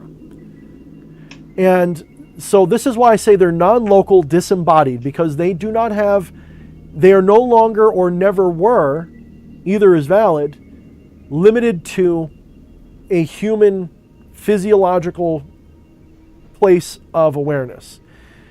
Think of it like this. Well, this might be a little too much to describe, actually. Your body is full of cells, and each one of those cells has its own identity. But collectively, they make up you. And that means that when they do something, in the aggregate, it affects you. If you may not think of it like, oh, a cell died, that's the end of my life. But really, in the grand scheme, it may not seem that important, but if you're really being pedantic about reality and you understand how it functions, on a long enough timeline, that one cell dying changes everything in the future for quite a huge distance out from that event. So that one cell dying may seem insignificant to you, because you, the giant you, keeps going. The ship of Theseus that you are keeps on sailing around. But the same goes in reverse. What I do affects that little cell too. That little cell deep in the tip of my little pinky right over here, it really matters to it what I eat tonight. It may take a few days, but what I eat tonight really will change its life. Does it have any direct control over what I eat? No. Do I have any direct control over what happens to it? Not really. I need like a pair of super tweezers and get in there and fuck with it. So in this collective of self, the collective consciousness, that's the space where spirits live. The spirits in terms of disembodied spirits. These disembodied egregores that you're talking about. They exist in that same kind of space, but it's an up a level from the body. So each one of those cells has an identity, and it's got its own awareness. Now, yes, when I say its own awareness, I mean it's got its own experience of itself. And that's all happening with the same awareness that we're happening in. But it's got its own little experience. That experience, when I say little, maybe that's unfair. Maybe I've got the little experience. Maybe the cell's got the bigger experience. I don't know. But I will say that that little cell with this experience... cells of the universe? Well, yeah, right?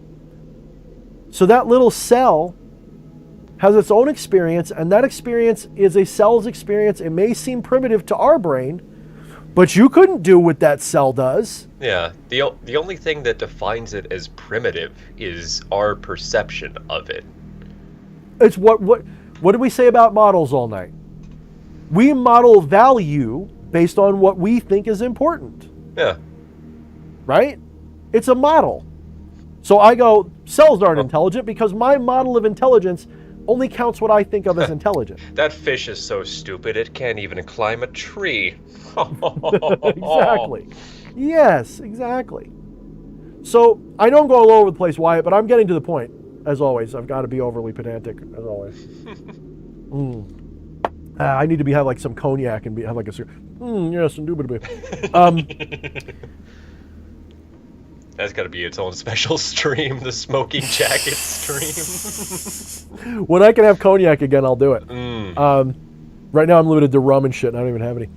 All right, so you have this whole analogy of the cell, but take that one step further, right? That little cell has its own experience of consciousness, diminutive as it may seem to us. But that little experience of consciousness, in the aggregate of all of them, all of those little consciousnesses, become our experience of consciousness. It's a compound consciousness. That's not to say that they're separate. It's just they have their own perspective. It's Indra's web. It's an infinite number of little drops of dew on Indra's web, and they all reflect each other perfectly. And so each dewdrop is a reflection of each dewdrop. So that little cell also contains the entire universe within its consciousness. That as above, so below. Yes. But they're not aware of me in the direct sense. Just as I'm not aware of Batman in the direct sense.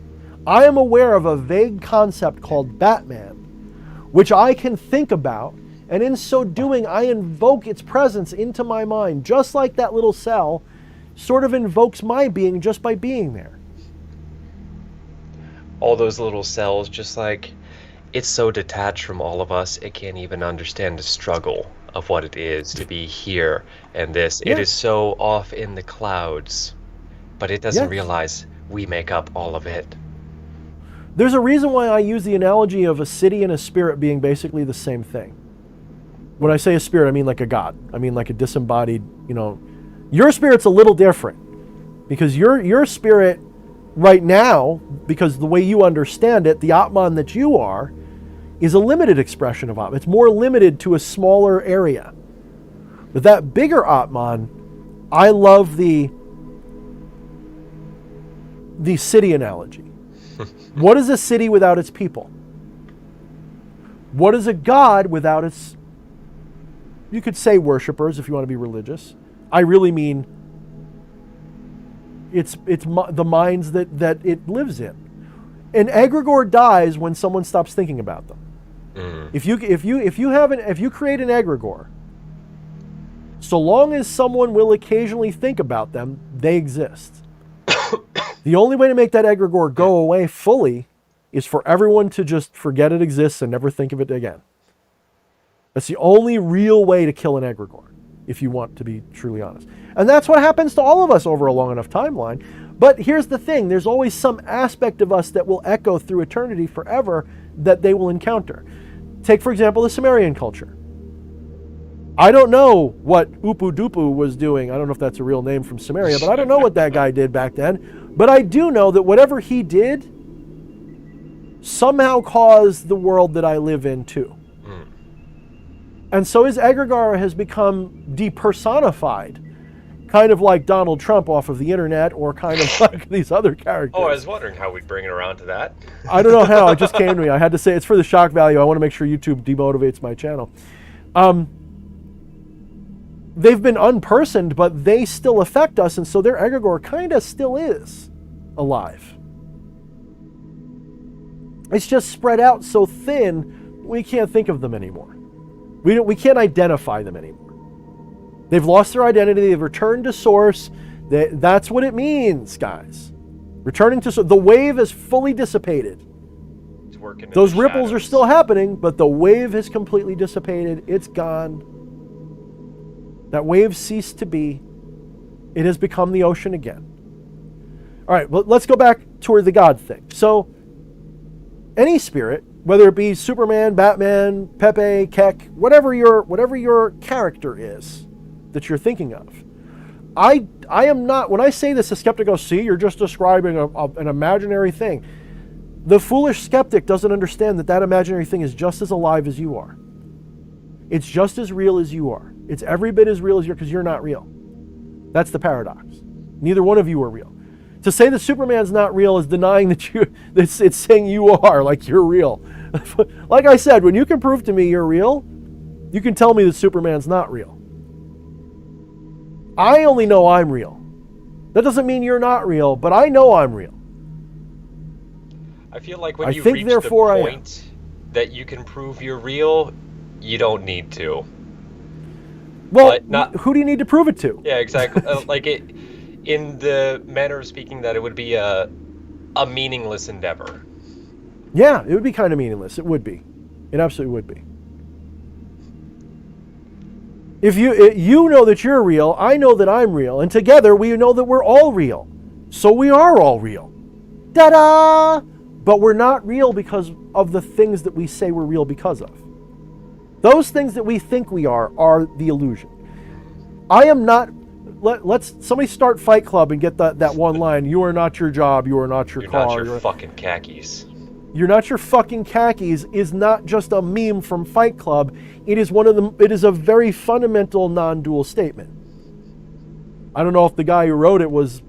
I mean, he was obviously brilliant. I don't know if he knew this stuff. He probably did.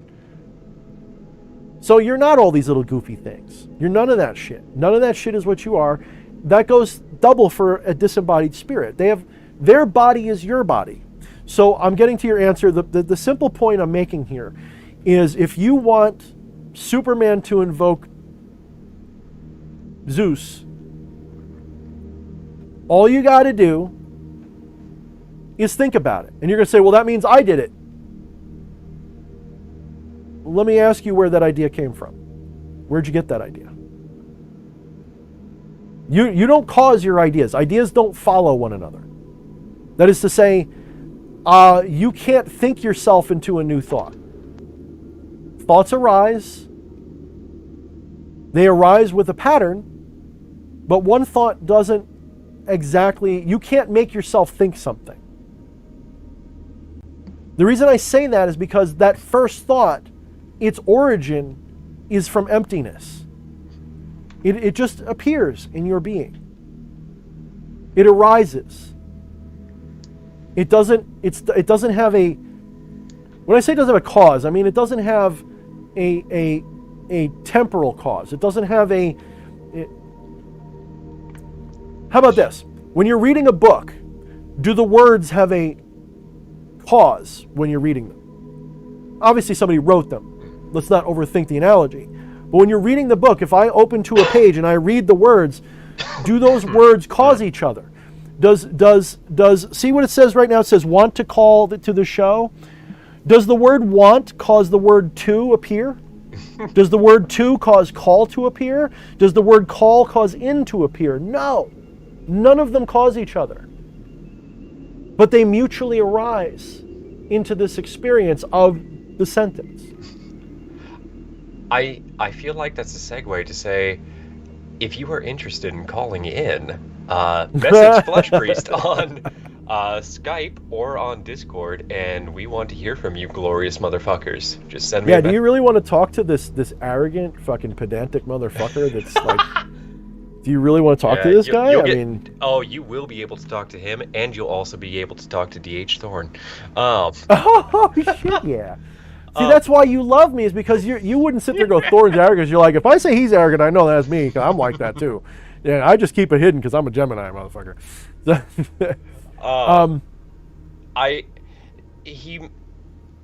So he made another comment off this that I want to dig into a little bit, because I think there's something there. I want to let you finish up your thought though, but okay. So the final crowning gem on that thought was going to be, where do you think that thought came from? The entire reason you had that thought was because you were inspired by the existence of them in your consciousness to wonder. The wondering caused it to happen. Did you do it? Did they do it? Who did it? Who caused that to happen? Again, I'm telling you there is no cause. But I will tell you that the same thing that doesn't cause that is what you are.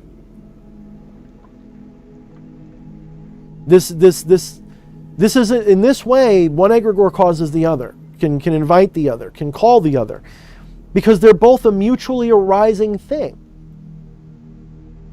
This is how, if you use the process of negation, which is the via negativa and all of that stuff, neti, when you do it properly, it invalidates solipsism very easily. It sounds like a tangent, but it's very important to the egregore concept. You cannot have an egregore unto itself. This is why solipsism falls flat on its face. It says, all I know for sure is that I exist, blah, blah, blah, blah, blah. The problem with that saying, besides the obvious that it sounds irrational, and it offends us, because it was born out of sophistry. The reason it offends us deeply is because a truly sincere seeker knows that if you remove the environment, then the thing that is in it also disappears. Because a thing only exists in relationship to its environment. If Fleshpriest is not real and DH Thorne is the only thing that's real, the problem with that is that DH Thorne is only DH Thorne because of what he is not. Do you understand what I'm saying? DH Thorne is only DH Thorne because of the comparison to what DH Thorne is not. That is the only way DH Thorne exists. If nothing else is real, I can't be real either. They mutually negate each other. Take one out, the other has to come out with it. There's no separation. It's kind of like everything's got a front and a back. They all go together. Not everything, but the analogy is correct, even if maybe we don't want to overthink it. Everything has a thing. If you were to imagine a universe with one atom in it, that atom could not exist without all that empty universe around it. If you took either one out of it, they would both cease to exist. If you have an empty universe with no atoms, it's not an empty universe anymore. It doesn't exist. You need to have that. That doesn't mean duality is true. It means you need difference. It means you need whatever Aaron said that I keep copying and I forget the exact word again. They need each other to exist. Not in a dualistic separate way, in a complementary dialectic way. So that means an egregore needs you, and you need the egregore. You bounce off each other endlessly, and neither one of you are ultimately real, because the only thing that is really real is the awareness in which that takes place. And what is the awareness? If all there is awareness, hope you're following with me because this is some deep shit. If all there is awareness, What is awareness aware of? Itself.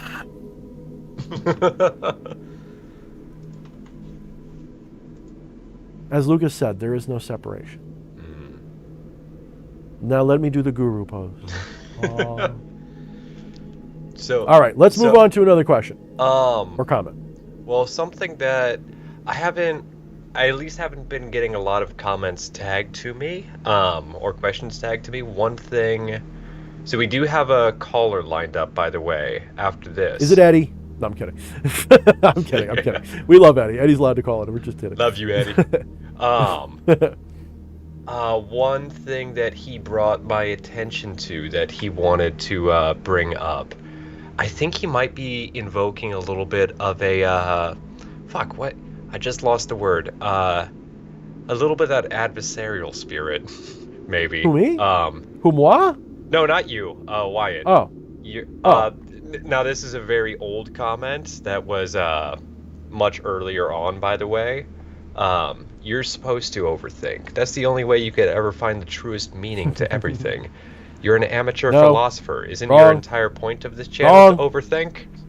No, and wrong. Thinking is the model. Model is not reality, you fool. Thinking is just a fun pastime. It's a game. That's why we do it. It's not because thinking leads to thoughts. It's not because thoughts lead to knowledge, you fool. Thoughts are delusion. You must rid yourself of your habitual thinking process, not so that you can never think again, but so that you can find out what you are when you realize thoughts are not real. And I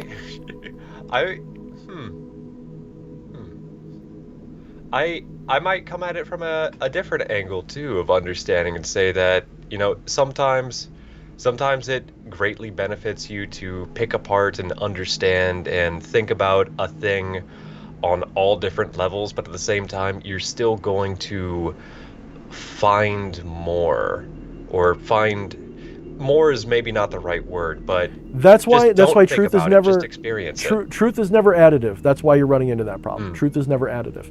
Truth is always negative.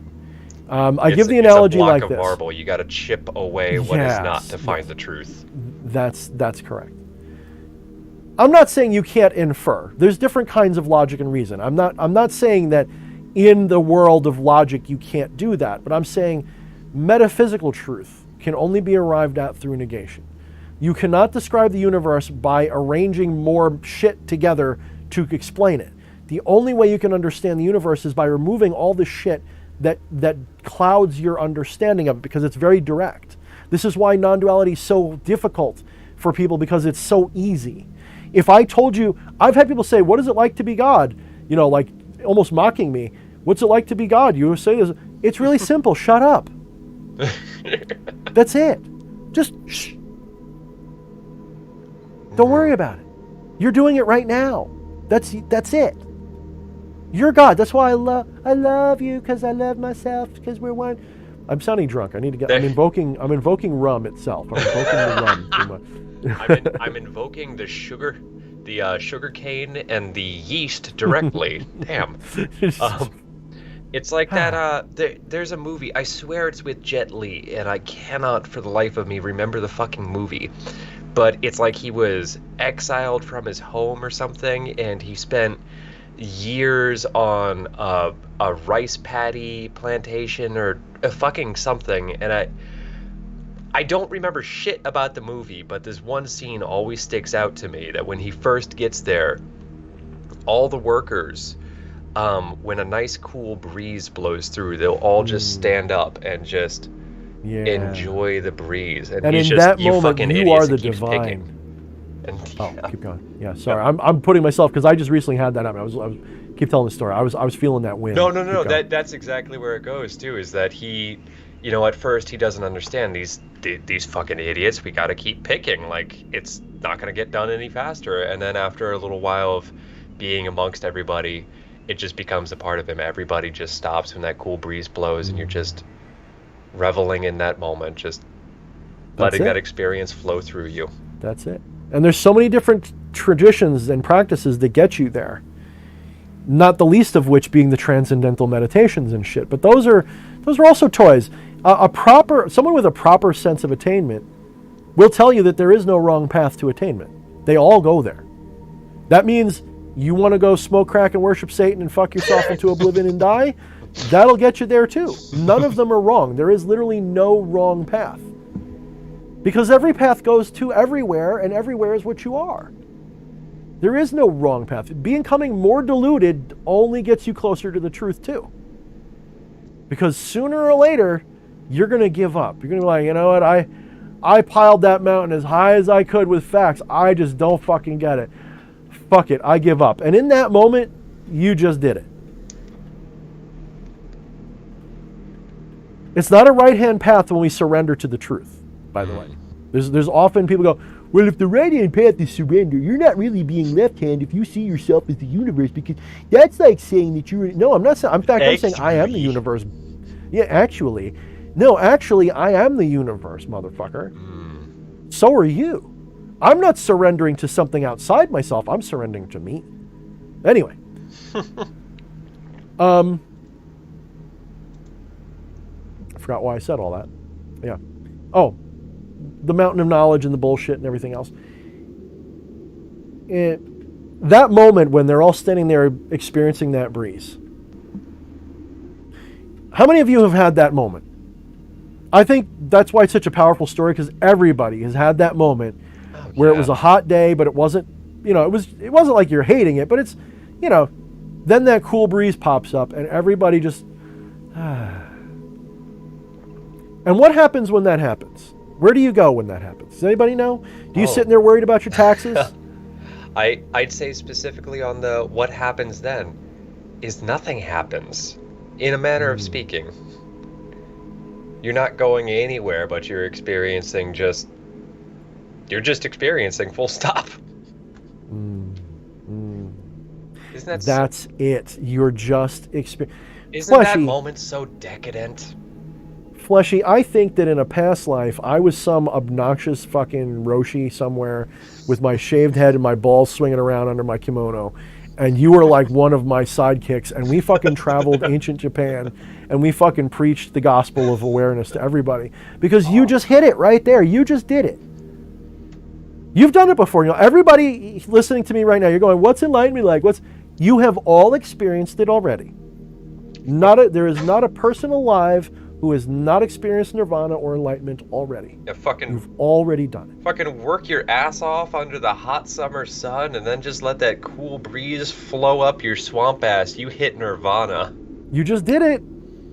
That moment, and I don't mean pleasure. Pleasure is often mistaken for, it's not the same thing. Pleasure and bliss are not the same. They seem the same, but they're not. Bliss is a very pleasant experience, but it's not pleasure.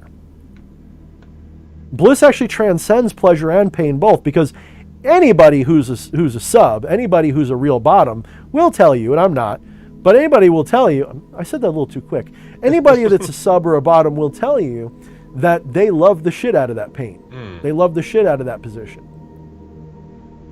So pleasure and pain and bliss, they can both be bliss. So that moment where you are fully aware, and I don't mean fully aware like you're high on cocaine aware. Not that I've ever done that either. I'm only guessing from what people have told me. But where you're like, you know, like buzzing. I mean that perfect alpha state of just totally in the moment, in the zone. Yeah. Like when you're driving a car and you hit that twisty stretch, or you're riding a bike, you hit that twisty stretch of road, and that perfect driving song comes on, and you're fully in that moment of driving where it's a little hair-raising, you're a little scared because you're going a little quick, but you're not going so fast that you know you're going to careen off the road, but you're fully in that moment of driving. That is Satori. That's Kensho, I believe is the right word for it. You're in that sudden moment of perfect, total awareness. It's like flow state. It's like flow state, a little bit different, I feel. It is flow state. Yeah. It's just that there's a million different words to describe fundamentally the same experience. It's just just like anything, there's variety, not separation. They're all the same experience. There's just different levels and ways to experience it. A guy who just did a heroic dose of fucking DMT will experience it too. They may not like it, but they will experience it too. So, you know, it's just that what they're experiencing is a different flavor of it. So let's move on to more questions, because I'm getting, you know, I've actually decided something, by the way. So the remake, if you will, of Become the Maelstrom, I'm going to leave the original Become the Maelstrom up forever. That's going to be like the original masterpiece of D.H. Thorne when he was an idiot. My next book is probably going to be very much the same imagery and stuff, but I'm going to, I don't know if I'm going to call it non-dual magic or something, but the theme will not be Become the Maelstrom. It will be non-dual magic. Left-hand non-dual magic, to be specific. And that's what I'm going to make it. And because I was trying to write a new book, and I'm like, I just want to talk about how magic works within the framework of non-duality. That's what I want to do. I want to talk about theurgy, not just limited to demons, but any spirit, with a focus on the demons. I want to make it even more open and I want to piss off the people who think of dogma a certain way. I don't think non-dualism is a dogma. Dogma is the gods and Jesuses and all that stuff. Dogma is separate from understanding. In fact, it's the opposite of understanding in my book. When someone has a dogma, they have a belief that's founded in nothing except for, like, I'm not saying they have no evidence for it, it's just that it's not founded in proper experience. Non-duality, someone asked me today why I like non-duality or why I'm into it. And I said it's not something I'm into. Non-duality is an experience that I have. The non-dualistic traditions, however, are things that I enjoy talking about because they're the best way I can explain to you what I'm experiencing when I talk about non-duality. I'm not into it. I'm not into it it's like an unfair question. Why are you into non-duality? That's like asking me why I breathe. It's an experience I'm having. Non-duality is an experience you have. And then the study of non-duality, the philosophy of non-duality, the different games we play within non-dual structures, that's the thing that you're into, like music. But then why would you be into that? It's like anything. Like, it's not fair to ask, why does one person like metal and one person like rap? If they can quantify it, they don't like it. All right, anyway, I'm shutting up. Okay, well, I don't have a next question lined up, but I do have a caller lined up, and I will bring them on right now.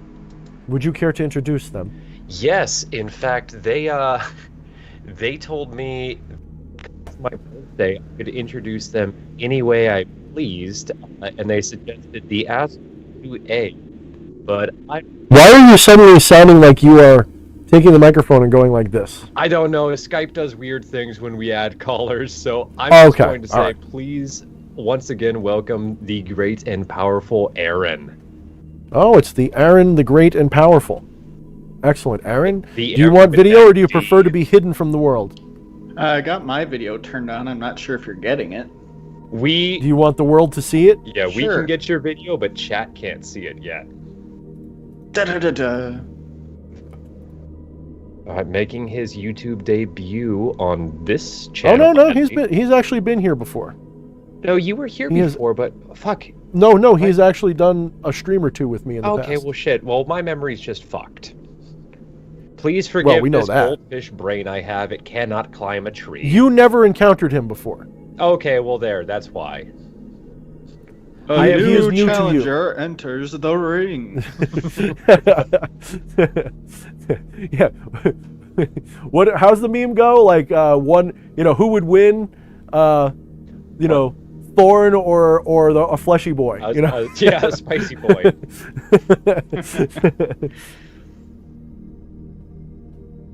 Yeah, I just want to say welcome, Aaron. Happy level up, Fleshpriest. I don't want to use birthday. That sounds too Hallmark. Yeah, it does, and it's really just another revolution around the star, and even that's kind of an illusion if you think about what the planet's really doing. But yeah. Yeah, it's all just revolutions. Right? Yeah, like why not celebrate an electron revolving around a nucleus too? Ooh. Yeah, I mean, it kind of doesn't, though. I mean, it's really a cloud of potential. It's not actually revolving. The revolving was the old model. Now they know it's like a cloud of potential. But the center of the probability wave can be thought to be in different places at different times. So it's not really revolving, but... Anyway. All right. I like Aaron's looking up. I like Aaron's like, oh, okay. I'm gonna speak for chat, or maybe just Jacques for a second. they were saying in chat. I want Jacques on the show. I want Jacques too, if only so I can say their name more. Jacques. I know a Kekistani refugee when I hear one. Jacques was saying, I hope he's handsome in terms of our guest, and then they said that you look like a warlock version of Moby, which fuck. I would certainly take as a compliment. Yeah, I like that, but I would also fuck. Oh man, oof. I like it. I don't know. Do you like it, Aaron? I kind of like it. I don't know. Sure, I'll take it. Warlock version of Moby. I hope you got some. I'll be a warlock any day. Fuck yeah. It's one of my favorite classes in D&D. Blast. Yeah, exactly. So it's all about that. It's all about Mage Blast, Eldritch Blast, and what is it? What is it? Hex and Eldritch Blast. So it's all about. Yeah, that got me there. Yeah, although you know what, I got to say, getting into 5th edition conversation, I love 5th edition for all the reasons I hate 5th edition. It's like. My preference for roleplay is very much in the storyteller style of roleplay, and 5th edition's kind of like, I don't know, I feel like every character is just kind of predictably shoehorned into the same roles and the same. I mean, I know you can do a lot now, but if you're a warlock of the Chain Pact, you're always going to be doing the same shit. Unless you want to lose. Like, I don't know, it feels kind of railroaded to me. Maybe it's D&D is very role with like dice play. It's not role like character play, I feel. That's only if you're following the paradigm of optimization. You're right. I know you're right, but I do though. You gotta break into the true non-dual perspective of non-dueling. It's all about that role playing. All about that. Yeah. I mean, Eddie knows what I mean. Bring Eddie on. I don't want to talk to you anymore. I'm sure this is what gotta you called put in more for, Aaron, charisma into it and less strength. There we go. Whenever a player comes along and says, I want to play true neutral or chaotic neutral, I want to be a charisma-based character, and I want to be like, I always know I'm in for a fucking bad time. Because there's a lot of shit that charisma characters can do to your game as a dungeon master that unless you're into that kind of game, it's going to fuck your game up. I'll give you a case in point. I go into D&D wanting to do like a good fantasy movie. Like I want it to be like the movie Dragon Slayer or like a good period piece, or something like that. A decent balance of hack and slash and adventure. Someone who comes in with that high concept charisma character is always there to be the one who's like, you've got this combat encounter planned out to the nth degree, and they come in and they charm the leader of the bad guys, and like now you got to figure out how to role play that instead, and it fucks the whole thing up. You're talking to the guy whose last character I played was like a Jack Sparrow type character. Yeah, see, you're never going to be allowed to play with me. No. Yeah, but I played Jack Sparrow type character, and I legit knocked up the main bad guy without even like one combat. Just like, hey, I'm one of you. I see. I would. Yeah, that's great if your DM is that DM. I'm not. Like to me, it's like I want a Lord of the Rings. This, not fucking Monty Python. What the fuck? But that's the thing about roleplay, though, is like if you're gonna say you're into roleplay, you gotta also say you're into where it goes off the rails. Otherwise, well, no, because that's like saying if you're into sex, you have to be into BDSM. That's not quite fair. I'm into. That's off the rails? And everyone's triggered. Yay! Well done, Aaron. Well done. I'm glad you could be part of that. That was really well done. Let me find some air cleansing incense. So what metaphysical conversation do you want to have, Aaron? You were so kind to join us. What do you want to add or subtract from this conversation? See, I had a few things, and then your live stream happened, and then it all just sort of evaporated out of my brain. Well, don't think about the 40 people watching you right now, because usually we have like 70 or so. We're actually, we must have pissed off the algorithm monster, or this week is just, you know what, it's Memorial Day weekend. Maybe a lot of people are like away. Maybe that's what it is. Maybe someone made a mistake in chat of invoking Mickey Mouse, and his powers are coming to be. Who the fuck? I don't know. You know, YouTube is so trip happy with their algorithm bullshit and their demonetization and shadow banning people. I might have said something in a video that just, it might be that one of my videos recently I put on limited state because I was talking about sex so hard. We're about to acquire H.P. Lovecraft. You're getting Fuck you. demonetized, DH. Yeah, pretty. You're not wrong. That's no. It might have been that video I did about spirit sexuality, because I noticed after that one it was like suddenly like attendance is down again. I wonder if I tripped some algorithm. So You know what's crazy about that video? I didn't watch the whole thing, but only because in like the first 4 minutes, knowing how you are, I knew exactly where it was gonna go. It's like, I don't need to hear it now. I know what he said. I'm like that with a couple of YouTubers that I like. Like, I don't have to watch the whole thing. I read the headline. I'm like, I got it. You know, I'm good. I know where it's gonna say. I'll still put it on in the background and mute it, but I'll I like to give them the views. But yeah, definitely. So, what do you think you could remember from what you had in mind before the live stream happened? One of the ones that's kind of an off-the-wall tangent is from an occult perspective. Here's the freaking Jack Sparrow thing. Yes. Now I kind of want to do the voice for it, but I probably shouldn't. I would jack it up.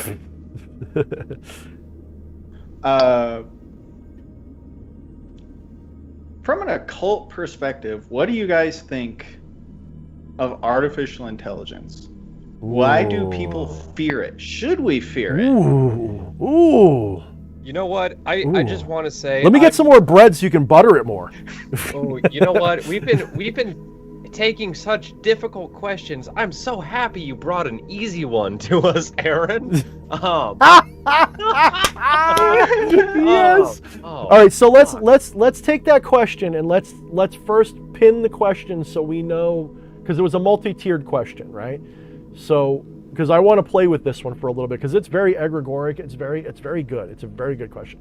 So how did that go again, Aaron? If you can remember as best you can, because I know it's hard to remember exactly. From an occult perspective, how do we relate to AI? Why do people fear it, and should we fear it? Okay. I'm probably not going to be able to say from an occult perspective. I'm probably going to have to go mostly from just everything else. But Fleshy, I'm going to shut up because this sounds like something you're excited to talk about. I don't. So you just said you wanted to talk about it. No. I wasn't. Oh, fuck you. I wasn't.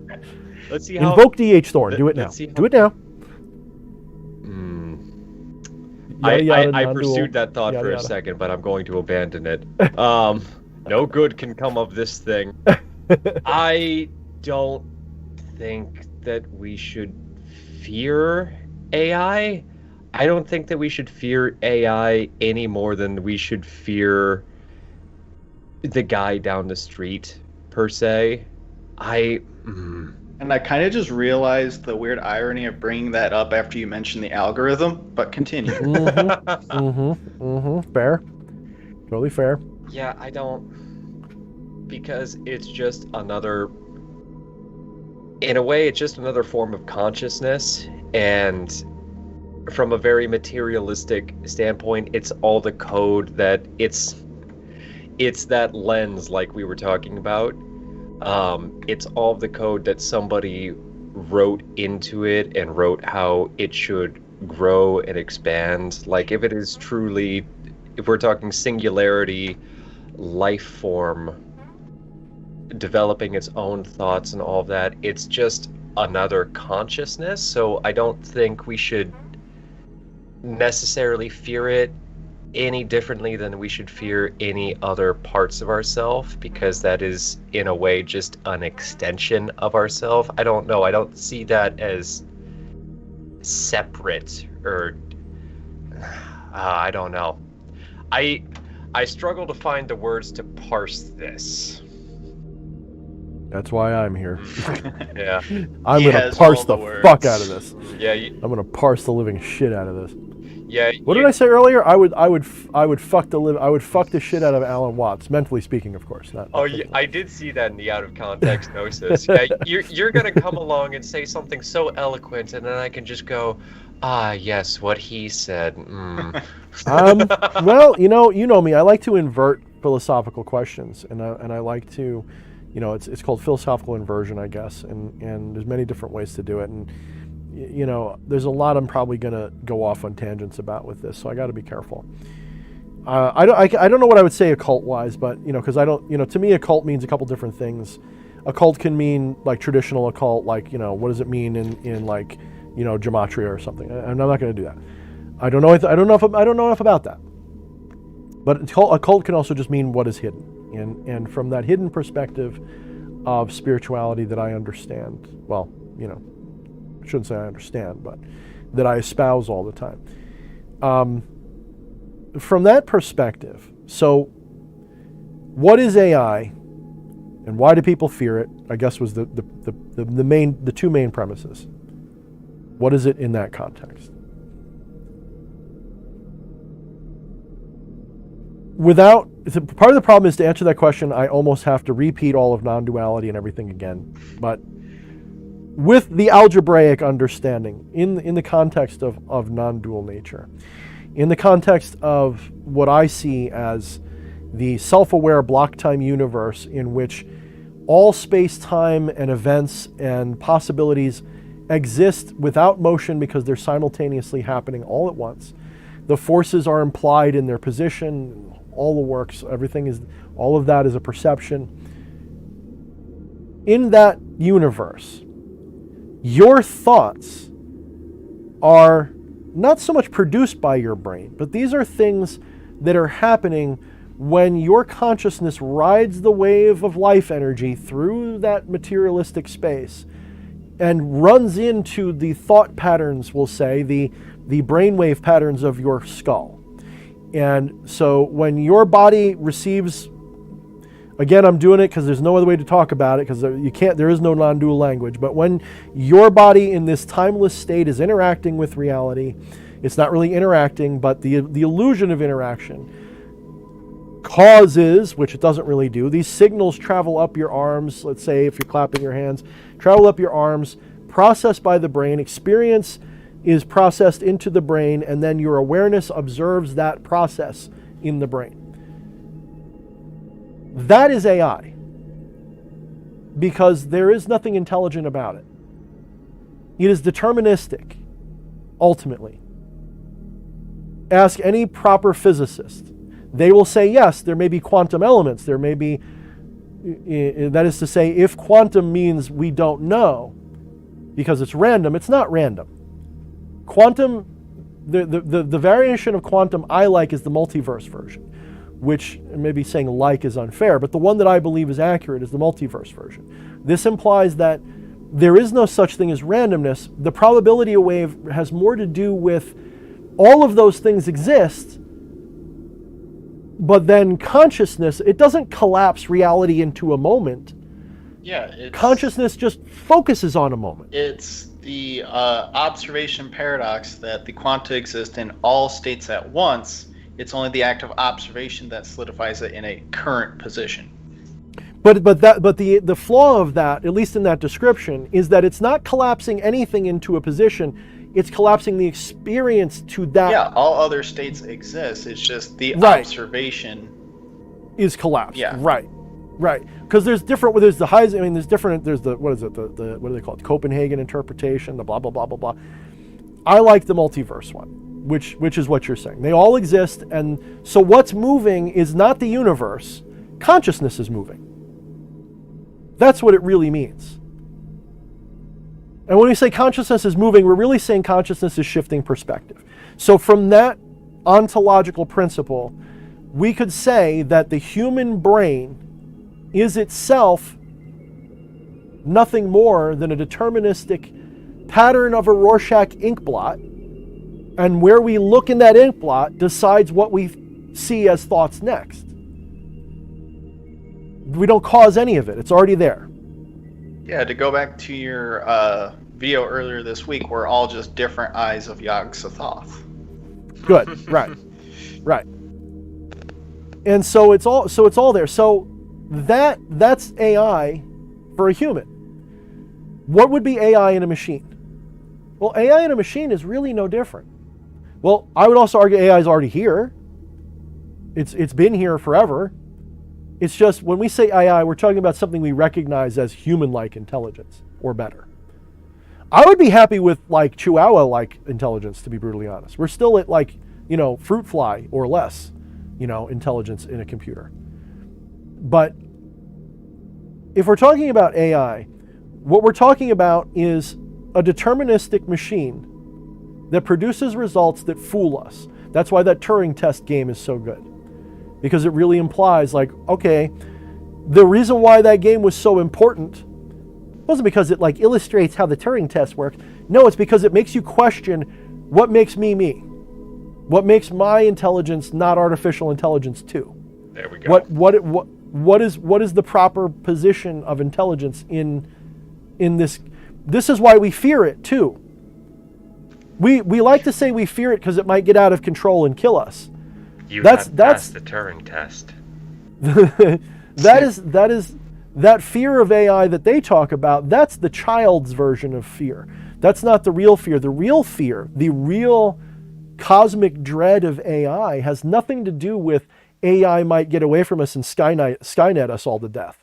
That's not it. That's the surface fear. The real fear, the deep fear, the shadow fear, the one that is really ruling us to be afraid of it. And I'm not afraid. I welcome it. Even if it kills us all, I can't wait. I want to see this being arise. Is because it really makes us sit back and go, wait a minute. If that's conscious, if that AI exists and it's just a bunch of sparks and shit going through a machine, what the fuck am I? And we're sparks going through this squishy, almost muscle inside a calcium cage. Right.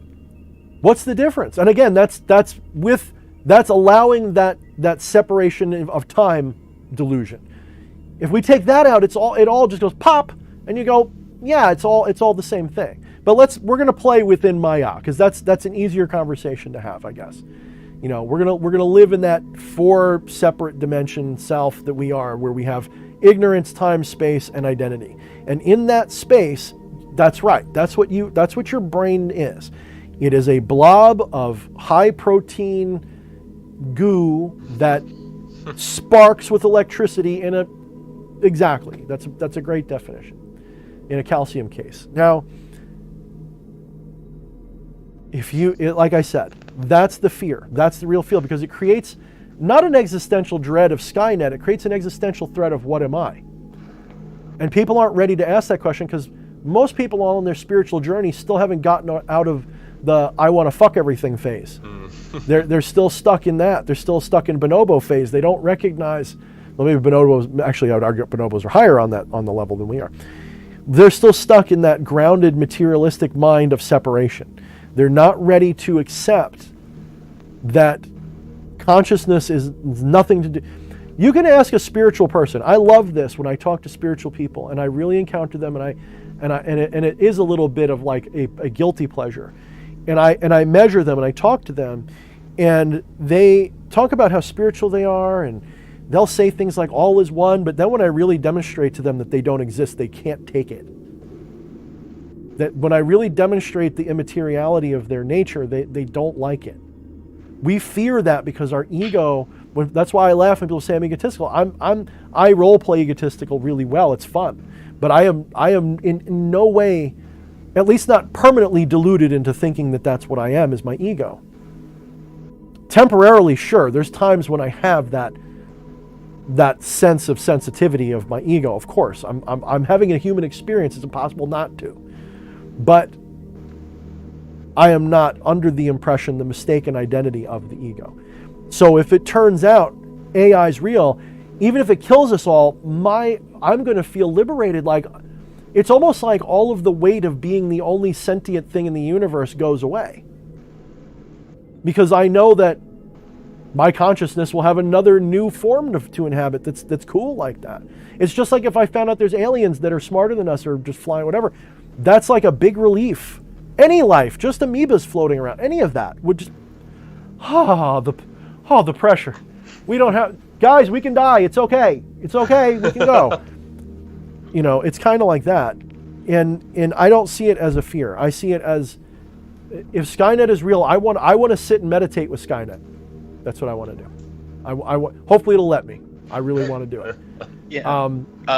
You know. Something I heard someone say is that the reason that a lot of people, at least on that surface level, fear AI is that we're technically making it, but the only model we really have for sentient consciousness is ourself. So really all we are inducing fear upon with the AI is the fear of everything that's in our shadow being put into this machine, this thing that we cannot control. Or that model, like we said earlier, that model analogy, you know, the things we think are important really aren't. They're not really the real thing. If I was going to model human intelligence, again, I'm modeling what human, like, it's kind of like, of course the brain thinks it's important. You know what I mean? Of course that's what the brain's going to say. So human intelligence, when we model it, we're going to model the things we think are important. And that's going to lead us into a whole lot of problems because a model is never as good as the original, as the real thing. Yeah, no. But what you said is also valid because part of that model must include the shadow. Yeah. And that's a scary thought. But I agree with Fleshy, you know. I don't know if I don't think I could be afraid of it.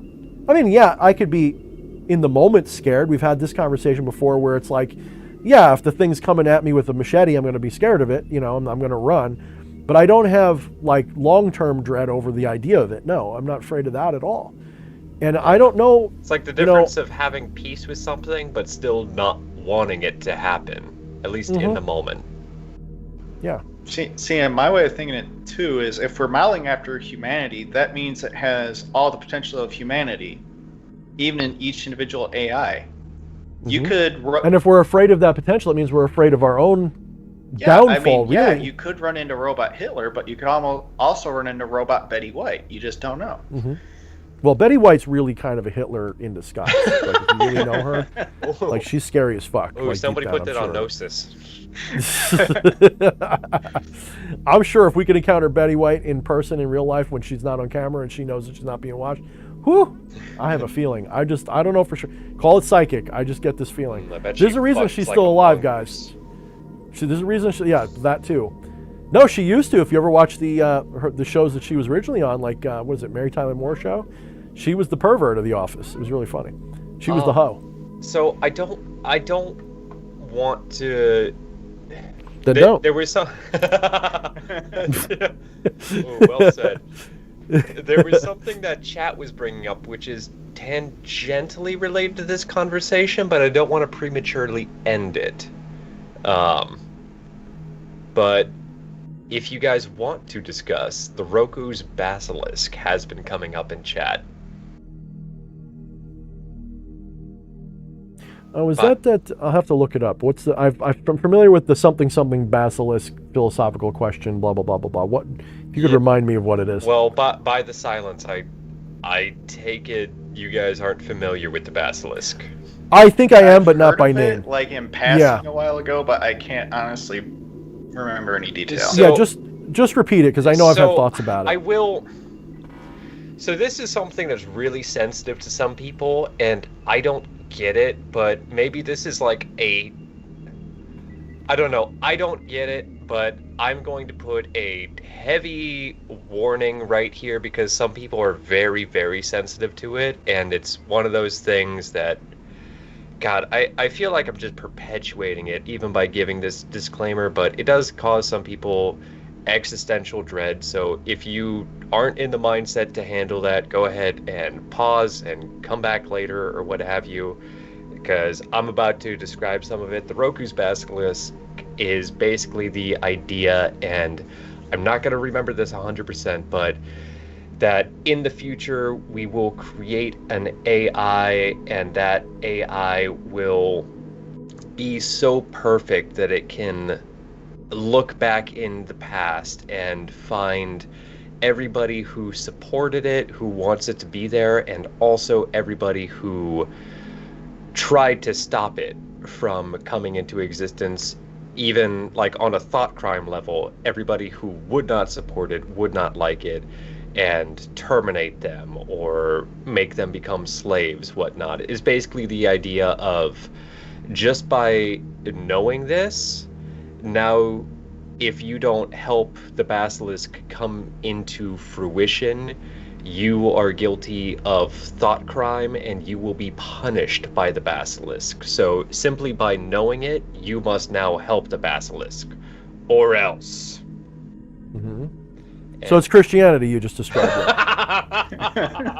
I'm not kidding. You just described Christianity. There's that great meme of they have like this fucking. There's this fucking. I don't know if he was like. I don't know if he was one of like the northern, Aboriginal people, like an Eskimo or something, or Inuit or something like that.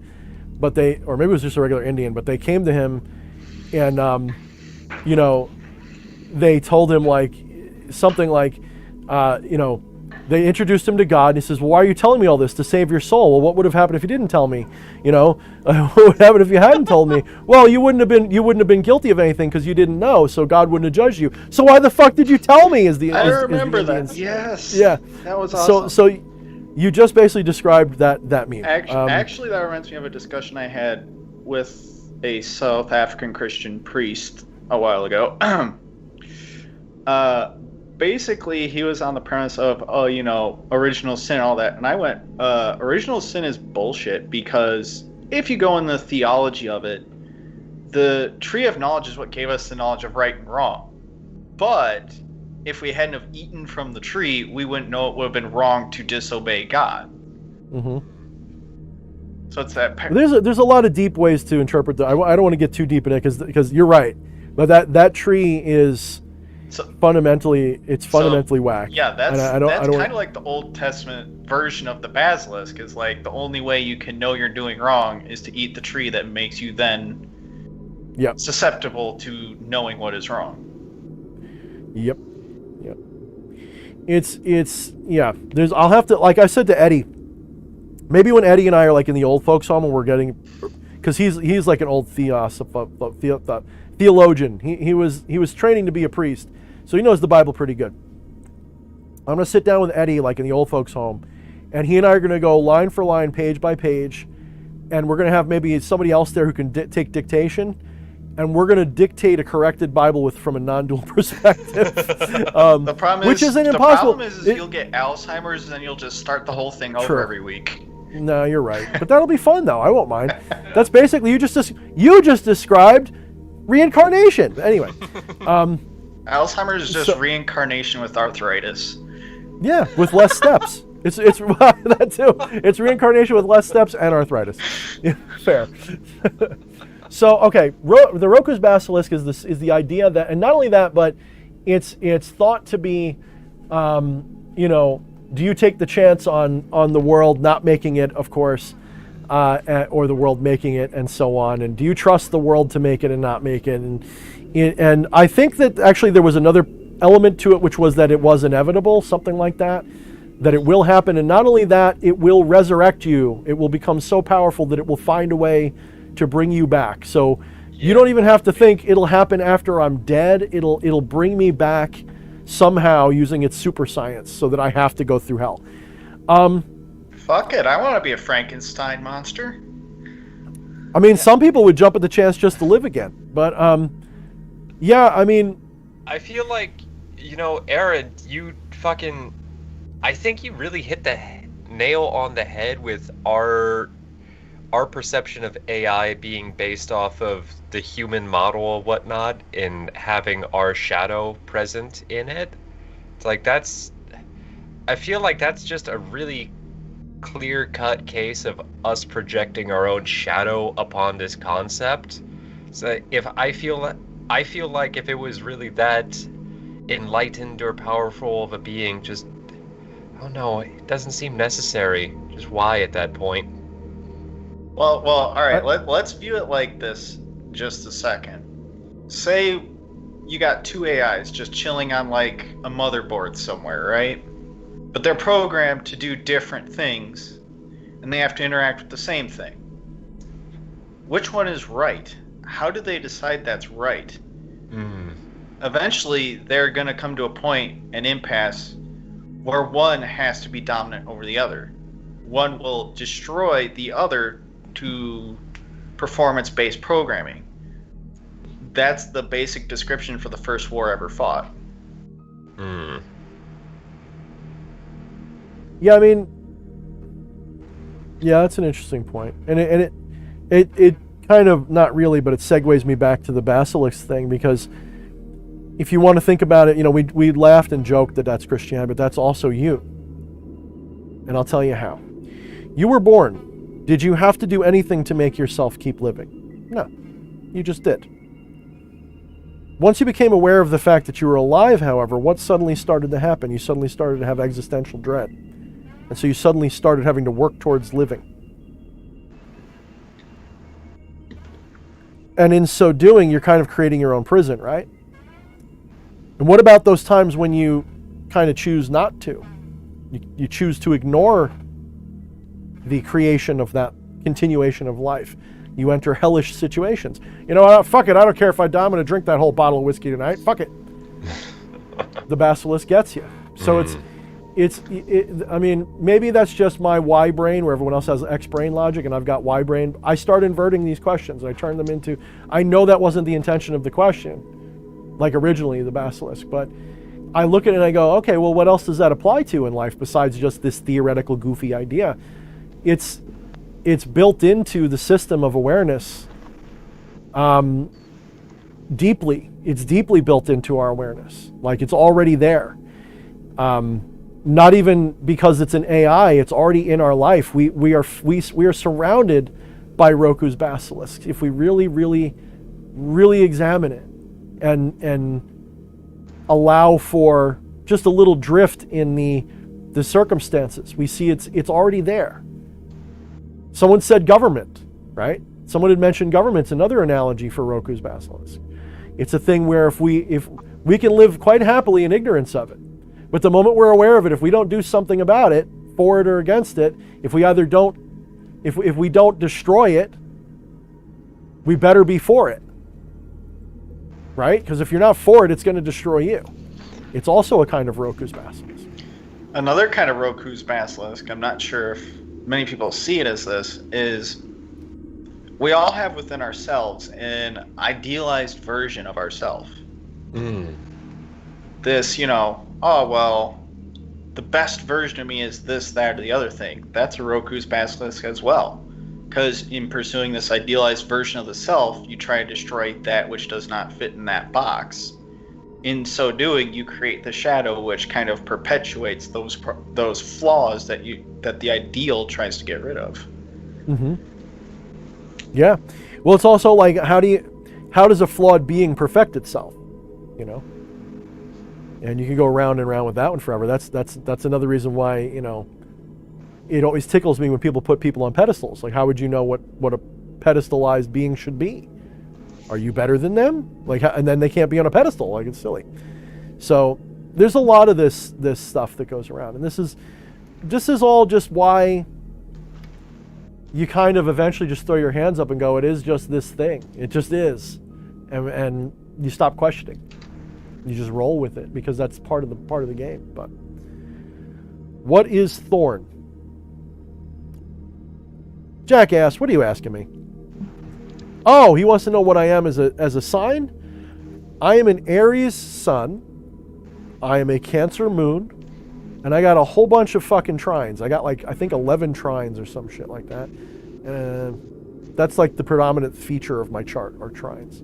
Which a jealous person would say, how dare you have so much advantage? But a realistic person would say, that sounds like you've got a lot of laziness built into your system because you're used to succeeding. And that's the more accurate translation of trines. Yeah, I don't know my sun or moon or anything. I know I am a Cancer, and that's your sun. Yeah. I never really follow astrology that close to be like, this is my moon, this is my rising, all that stuff. I probably should look into it, but it's fun because so like a lot of people just stop at their sun sign and then they wonder why it doesn't work. So like their predictions don't work.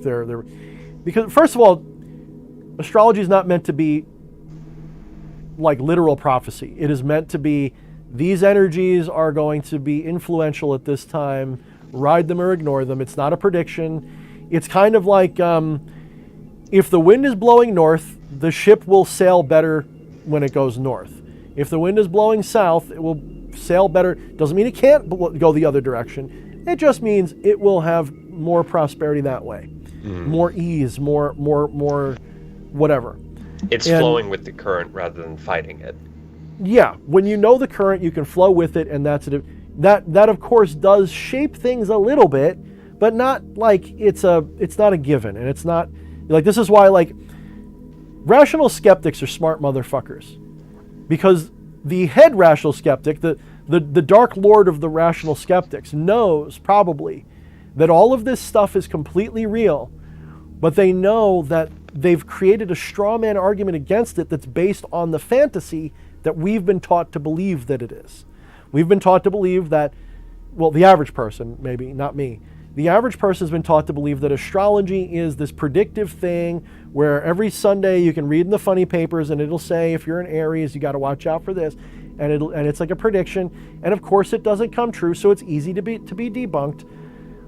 Then you've got the people who know it better and they know more about all the different signs that they have, because you got to realize you're more than just your sun sign. Your sun sign is like, that's not even like who you really are. It's more like your most, I'm not going to say dominant trait. It's your most radiant trait. your most pronounced. I guess definitely your most radiant, but it's not even the one everyone sees you as. That's not even what everyone sees you as. That's the great irony of it. That's not even what, people often think I'm a Libra. I think it was because not Libra, Virgo. Because people are like, are you a Virgo? Because you sound like a Virgo. Well, that's because that's my the ascendant or north node, whichever one it is that everyone sees you as. Then you have the one that you're becoming. Being a real Sagittarius right now. Yeah, that was such a California thing you just did. Oh, trust me, I heard it all the fucking time in California. And then you have other types of zodiac too. Like there's the Chinese zodiac. Sure. Which is fucking laughable sometimes. But it's also good. I mean, it operates along the similar principles if you look through it. I mean, it's not meant to be predictive. It's meant to be these are the state of the colors of the rainbow. Like this is the filter you're going to be looking through at this time. It's more accurate to say what it's going to be like. Okay, I'm sorry. Just follow my pattern for a second. Do they have so? I know there's the whole fucking Facebook. I'm not into astrology right off the bat, so everybody knows. I know there's the whole fucking Facebook astrology thing of, I'm such a Virgo. Look at what this week says for Virgo. And then there's like the deeper level of actually getting the sun chart, or what you call it, where your Venus chart. You know where every planet is. Yeah, you know where every Venus planet is in every Jupiter, house. and your Gemini is in Cancer and all of that. Well, it wouldn't be Venus and Jupiter. It would be Venus and Libra or something. I'm being pedantic. But shut up, you.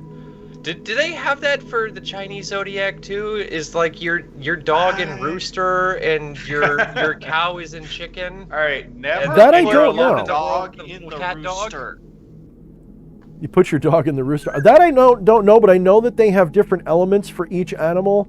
So I was a metal snake. So I'm snake and I'm metal. Or fire. Was I fire or metal? Shit, I can't remember now. Fuck. I might have been fire snake. I don't remember now. But I think it was metal snake. I'm not sure. It's either fire or metal. And that has to do with other elements of when you were born and shit. And their astrology is different, but I don't know in what ways. I've never been as interested in it. I know that Vedic astrology is, if I say translatable to Hellenistic or whatever it is, whatever the Western version is, it's translatable loosely, but it's closer than like the Chinese one. I'm pretty sure I'm right about that. But no, I think maybe somebody in the comments knows more about China. I wish we could get Josh Allen on. Lord Josh Allen, he got a little sick recently, so I don't know if he's doing much on YouTube, but I'd like to get, I should get him on. He would probably know how to answer that better. Like, I would like to get a Taoist or something like that to just come on and talk about stuff that I only vaguely know. I want to have all kinds of crazy different perspectives on here. Yeah. But back to astrology, just for a minute, more about the astrology issue. If you want, like, don't fuck with your horoscopes. Horoscopes are dumb. At least the ones that they just use your sun sign. You got to look at everything, specifically things that are relevant to your situations going on. You know, and it's not just what you were when you were born. That just kind of tells you that's kind of like a chart of like your life's path and your general position always. But where your planets were when they started has a lot to do with where you are now, because you kind of like start that clock from when you were born and you relate it to what's going on now, and you go, okay, well, I'm in Aries, which means my sun was in Aries. So if my sun was in Aries when I was born, where is the sun right now? If the sun is in Leo right now, then Aries and Leo are pretty compatible most of the time, so it's probably going to be this way. But if it's in, we'll say, Scorpio or a water sign or something, it could imply that I'm going to have a different time now. Now, that doesn't mean it's predictive. It just means that those energies are different for me now. Then you got like the whole thing of like the general stuff. Mercury's in retrograde. Well, that affects everybody. You know, Jupiter is in whatever house right now, and so everybody's going to feel it this way right now. And so there's a lot of relationship shit going on, but don't see it as predictive. See it as a fractal. That's another way to see it. See it like a fractal. Remember, I described this block time universe. In theory, that block time universe has at least superficial fractal symmetry. That doesn't mean it has deep symmetry. It just has at least a superficial level of symmetry.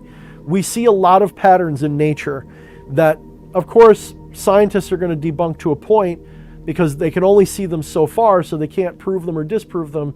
But we still see certain fractal tendencies in natural law. We just do. Like, for example, the idea of an event horizon, right? For those who don't know, an event horizon, the Schwarzschild radius around a black hole, is the point in which information, when it crosses it, we can never get it back, we think. It's the point where when you go past that, you get sucked in. So if you're seeing a black hole, shut up, Fleshy. I like your big words, Magic Man. When you look at a black hole, you're seeing the surface of the event horizon. Anything on the other side of that is lost to you forever. By the opposite of that is if you're in the black hole, everything on the other side is lost to you forever. It's like a one-way door for everybody. So that not only exists in space, but it also exists in time. There is a point that we can't see past in the past, and that's the Big Bang. We don't know if time stopped or started then. We don't know what the story was before that. The whole concept of time breaks down. The same thing applies with a black hole. Time breaks down when you enter or exit. It's all broken. It doesn't make sense. There's an event horizon in space and time for us. Every one of us is at the center of a point in space where there is an event horizon for all of us. There is a point out in distant space where we can't see past, ever. We'll never see past a certain distance because light will never travel here fast enough to get here, because it's rapidly flying away from us like we're in the center of a black hole. Time does the same thing. There's a point in deep future that we'll never see because everything will break down. That doesn't mean that time stops. It just means that it all stops being. We can't see past it. We can't contemplate past it. So there's this giant fractal. The block time omniverse, we'll say, because we really like a multiverse. The block time omniverse in which all possibility exists, and it's already happened because there's no happening. It's all statically still. Within that, there's a fractal template going on. It is not impossible to imagine that just like your thoughts mutually arise and make sense, that the position of planets and stars and things in the sky might have at least a superficial mutual arising pattern too. It's not, I don't want to say that that is what it is because I don't like superstition. I don't want to live my life going, well, I'm going to die because the stars say so. I better not go out today. I don't want to live that life. So maybe it's ignorance or maybe it's I'm trying not to be superstitious. But to completely ignore astrology, in my opinion, is also not wise. I think it was J.P. Morgan said, so I'm going to fuck up what he said, but he said something to the effect of, there's poor people and then people who use astrology or something like that. Meaning he loved using astrology. He's one of the richest people ever. Maybe you should write a astrology for dummies book that actually isn't predictive crap. I don't think I could because I don't know enough about astrology. I would bow to like Bill Duvendak, for example. I would bow to, there's just people who they eat, sleep, and breathe that shit. And if I were to write a book on it, I would be insulting to it. I think the best I could do would be to write that paragraph of what I just said. Is don't see astrology as predictive. See it as a filter. See it as it's wind not blow. A point on the map. It's just a heading. It's fair. not your fucking fortune cookie fortune. The path of least resistance. Yeah, Eddie's saying that Bill already wrote that book. Maybe he did, because Bill is a brilliant man. I mean, I'm not saying I agree with everything he says, but he's a brilliant man. He's one of, when I read like, whatever I think of, like when I read, the Become a Living God stuff, I love Timothy's work. Because that fucker knows facts. Bill Duvendak is a fantastic researcher. He must have been trained as an anthropologist or something somewhere, or a researcher of some kind, because he digs deep in that anthropology when he does his shit. And I love that. To me, like honestly, maybe not every occultist, but every occultist should be an anthropologist at least a little bit. Like I think if you're not a little of an anthropologist, you're doing it wrong because you're superstitious at that point. I think. I mean, just saying. So Jacques asked earlier, Warlock Moby, what? I fucking love that. I love his troll energy. I love it because it's that loving. It's not hateful trolling. It's that loving troll energy. Yeah. I love that crap. Make fun of me all you want. In fact, Fleshpriest asked me how to introduce me. I told him, you can call me the asshole with 2 A's if you want. It's your birthday. Oh, snap. So they asked, what sun sign are you? I think you actually said it earlier, didn't you? I think you did. I think you said Cancer. Yep, yeah. I'm a Cancer. Okay, I thought so. You cancerous man. Okay. So Ooh, excuse me. there we go. Now, Jacques, Yes. you've got the deets on all of us now. Yes, I am a Dark crabby rituals. hermit. Leave me the fuck alone. Did you guys see the meme about Krabby Patties? Was that in Discord or was that somewhere else I was looking? I don't think that was in our Discord. Okay, so there's this like fan theory that says that Krabby Patties from SpongeBob, the dark secret is that they're really made of crabs. Like that's the secret ingredient, and really, therefore, I believe it. Therefore, Mr. Krabs is actually cannibal. It's really like a horror show going on. Because SpongeBob will do that. Because SpongeBob is dark in places. It's got darkness in there. All right. Like I love when they go inside SpongeBob's brain and they see what he's really like inside. Like we see his little inner world, and it's like disgustingly sweet shit that's scary as fuck because of how disgustingly sweet it is. Like all these singing All right, things. And shit. It's really... there's like this disturbing, like almost Lovecraftian comic that explores another fan theory that Krabby Patties are made from starfish meat, made from the cutoff of Patrick. Because he'll just keep regrowing. Yep. That's a good one too. I like that. But it's Krabby Patties. It's in the name. It's like that's because crabs like to eat starfish. Oh, wow. That's good. That's a good hit. That's as good as the Ed, and Eddie show was actually a bunch of dead kids, and they're all ghosts living living in a memory of their old neighborhood. Like if you look that one up, that one's fucked up. If you ever watch Ed, and Eddie, like that's a fucked up fan theory. How did we get on a fan theory? Is that my fault? That was my fault, wasn't it? You brought up memes in Discord, and I just took a quick scroll through our Discord, the memes channel, of what's been posted since we went live. Discord was a mistake. I think we should take down. All right, let me see. I think we should take. Should I down scroll Sir. through it? Like put it on the screen? This shit is cursed. Oh my! And this is coming from somebody who identifies as a curse. What the?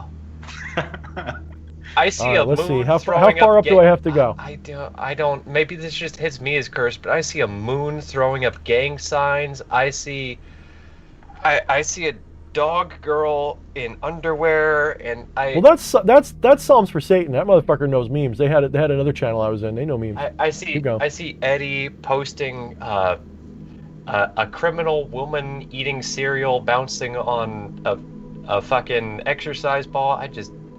This shit is cursed. I love the weed house one. Oh my god. There's no way my house smells like weed. My house. Oh, that's fucking great. All right, that dog girl one is just cursed. Yeah. That Okay. needs to Thank you. die. All right, I haven't gotten to that one. Especially when ever. you know the context, it just needs to die. Yeah. No. It's like 1,000% more cursed if you've watched fucking Full Metal Alchemist. Yeah, because it combines bestiality and pedophilia in a way I don't ever want to see again. I'll have to get my way down there. I don't know where it is. Yeah. There's a lot of memeology going. Dude, this was definitely a meme dump. Okay, Oh, so yeah, look at- so everybody, that's a round this bake-ass. probably isn't a good plug for the Discord. Just don't do it. It's a mistake. Yeah, get to our Discord. No, fucking, if you're here, you love the irreverent humor of this show. Get down into the Discord now while you still can. Yeah, I know- I've only been in it for a half hour, and I already am a little more disturbed than when I went in. I just noticed actively as we were talking, there was reactions of like laughter underneath some of these, and as we were talking, they just disappeared. Somebody Who the fuck put Eddie? I love you. I want to have at least one of your children. You put Maggot Brain. Oh my god, you fucking know shit. Maggot Brain is one of my favorite funkadelic fucking albums ever. Just the way it starts. Ugh. Listen to it, everyone. Go into the music channel on the Discord and listen to Eddie's. We were just talking about Ed, and Eddie. Scroll up a little bit. Psalms, It's up there? Yes, Oh, yeah, Psalms shit, for Satan. Oh, fuck. Psalms for Satan, you are fucking cursed, and I say that with equal amounts of love and disgust and respect. Yeah, it's like, you're a disturbing bastard. Continue. You have disturbed the disturber. Oh, Jacques, I will get you the link for that Discord down in the description. Anybody who's not on, God, that's such a bad plug, but yeah, I'm sorry for anybody who's missing out on like the images right now, but you're not missing out. I just realized like we're totally ignoring the stream. We're just like looking at my Discord. Yeah. My Discord. The Discord. Yeah, sorry. And if you're wondering who I am on there, if you see a certain Dark Lord in there, yeah. Dark Lord Sparta. Nope. No, I like Dark Lord Spider. I don't know. Certain Dark Lord. Oh, fucking turn off streamer mode, you piece of shit.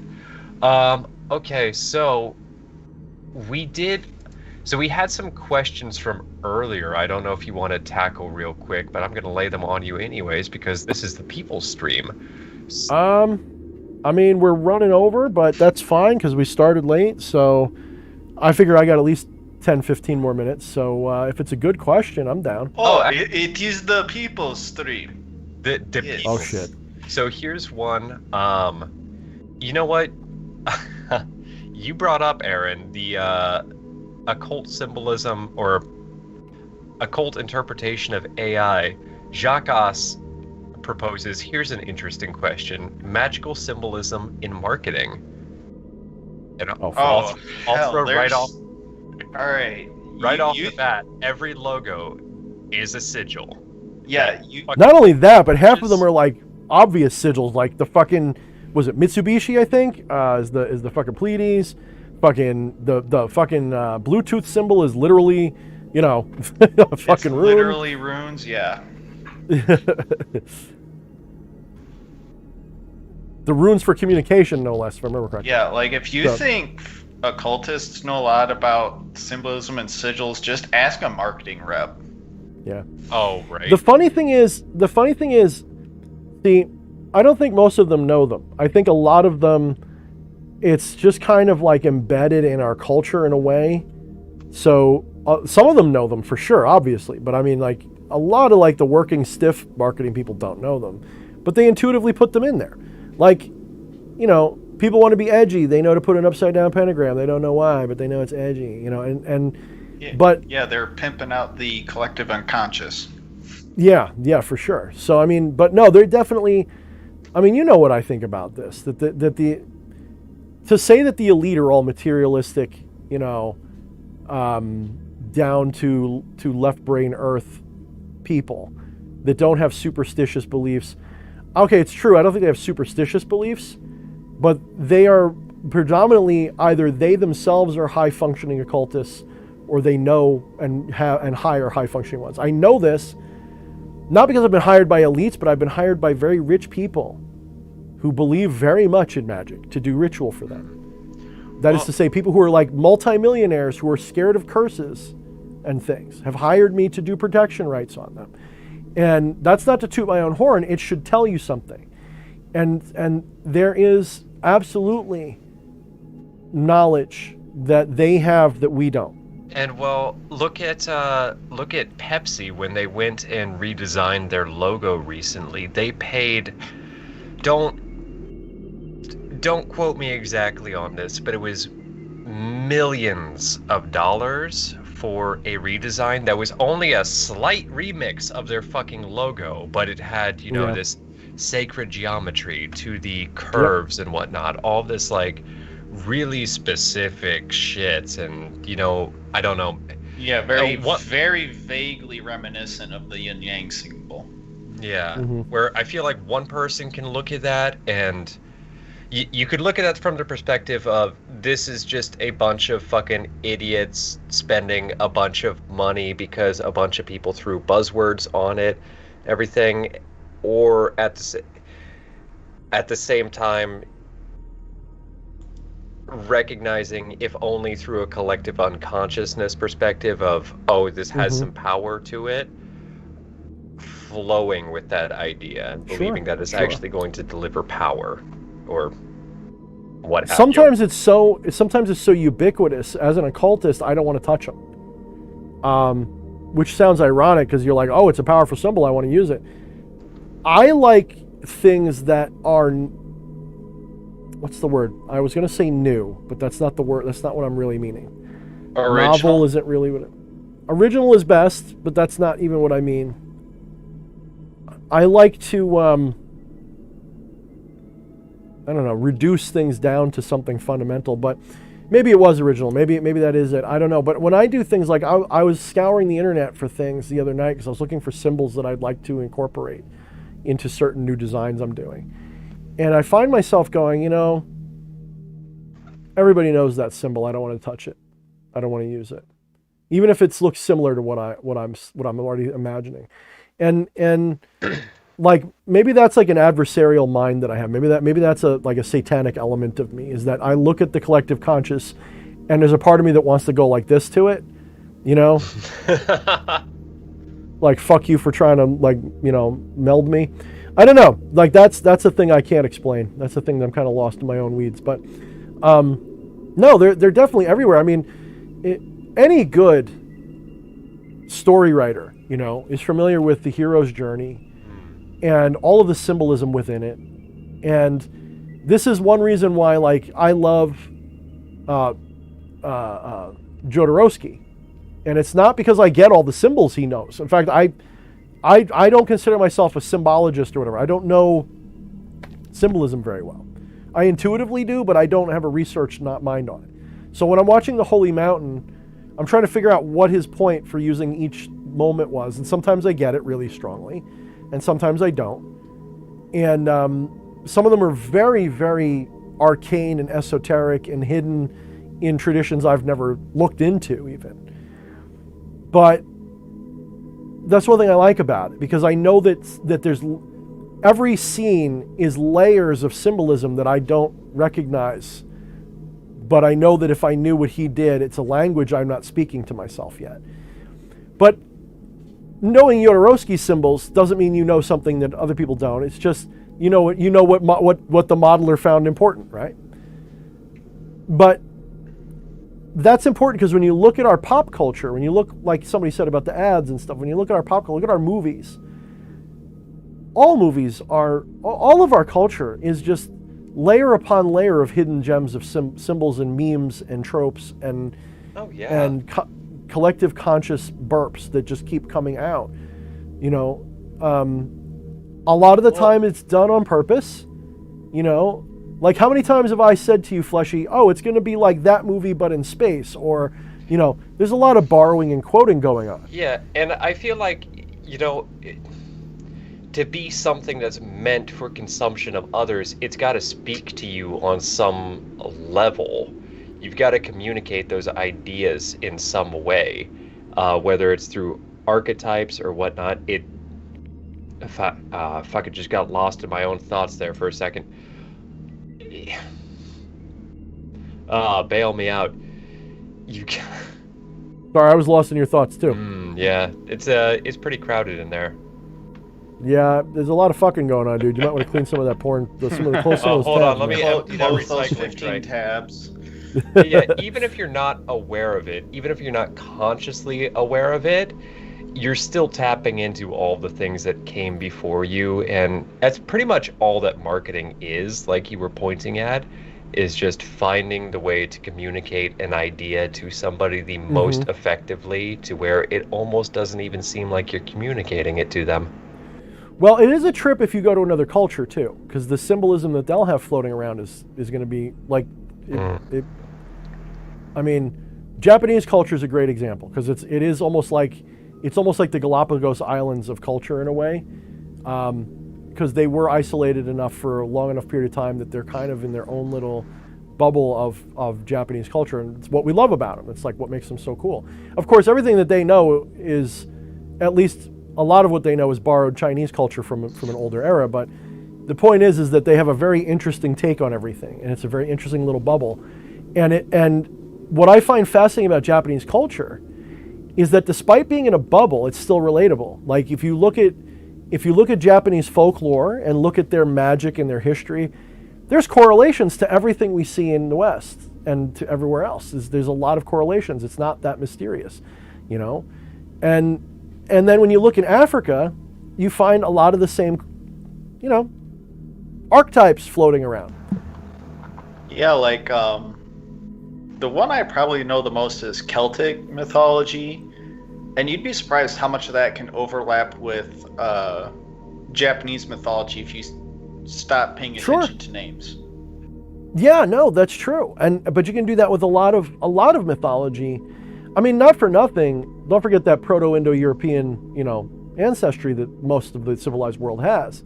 But even aside from that, like let's take the god of the wind from Greece or whatever at the time, Boreas or whatever it is. If you follow the Silk Road, Boreas is all the way to China and even in Japan. But he morphs a little bit with each stop along the way, picking up different cultural features. Yeah, like look at the similarities between, let's see here, Izanagi, Thor, Zeus, Perkunos, Tyrannus. Yeah. All embody that. Indra. Yeah. They're all, and some of that is Pi, right? Some of that is definitely Pi, but there is a little bit more, and there's that archetypal thing going on. Because my belief is this: even if they weren't part of Pi, those archetypes would express in any culture.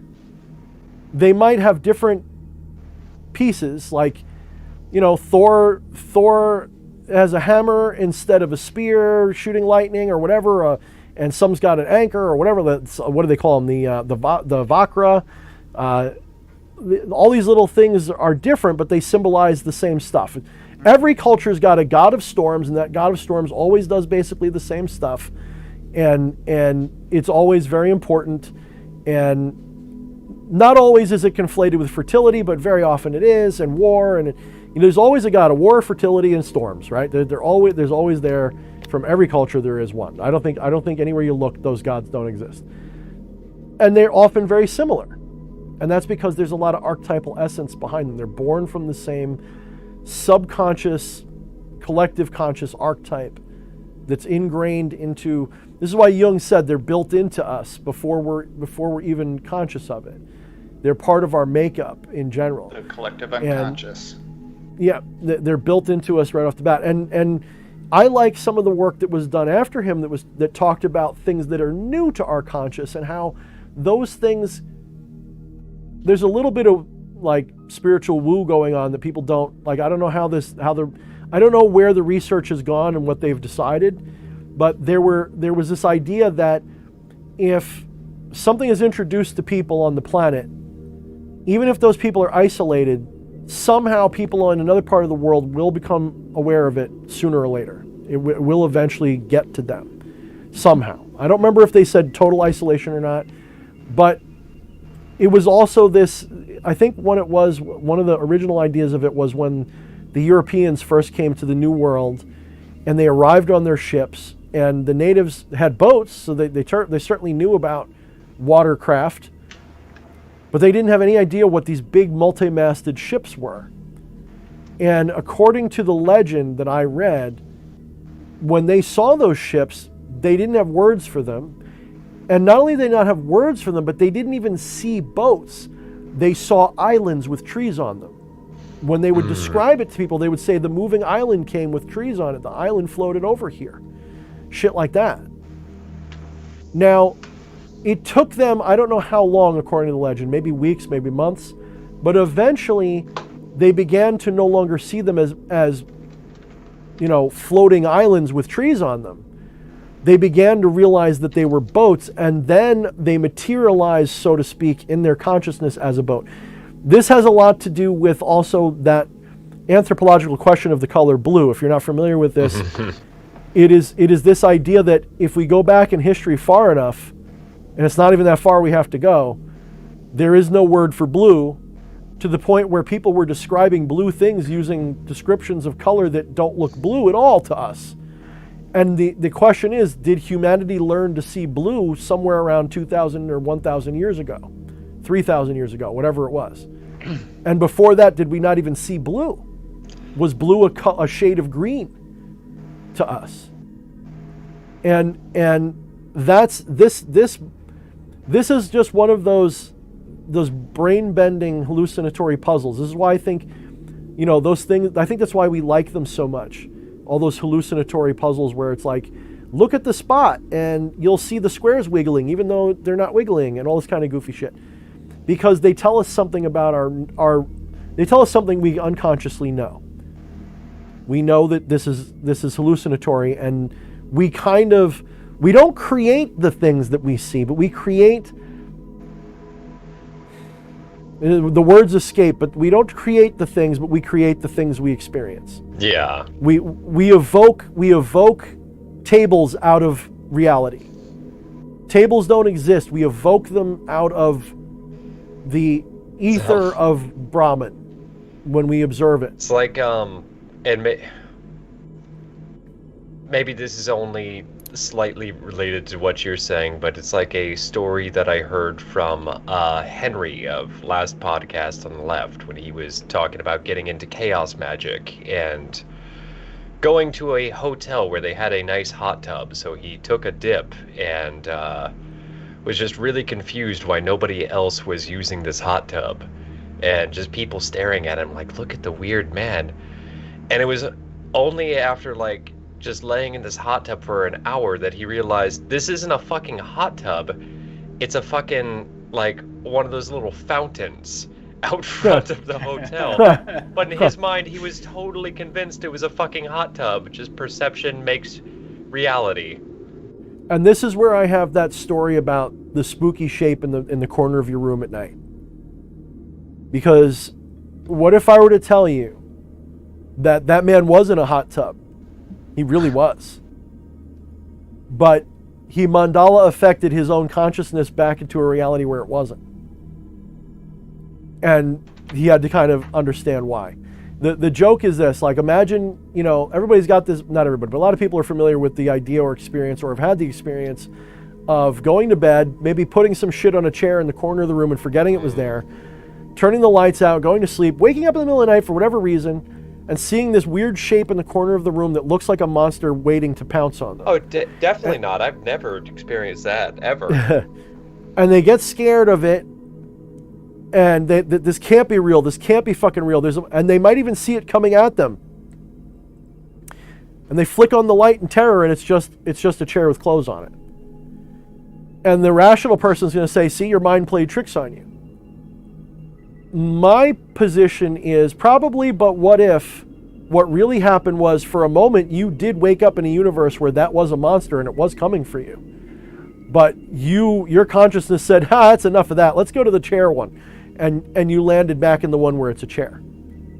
What if both are true equally? And you landed in the one that's more rational for you right now. And that's what you do all the time. I think you're getting into Monsters Inc. territory right now. Yes, I am. Yes, I mean, it really is. I mean, not just that, but Toy Story. Think about Toy Story. Have you ever noticed that whenever there's a human, they freeze and can't move, and they're suddenly toys again? What's going on there? You know? Do humans make the toys, but until humans are there, they're whatever that they want to be? Like, what's the magic happening there? What is that? What if that's kind of like what it's like in reality, where we are pattern recognition machines, and we only like patterns that are rational compared to the ones we saw a minute ago. And so we have a preference for rational patterns. So therefore, we have a tendency to only follow a path of least rational resistance in magic too.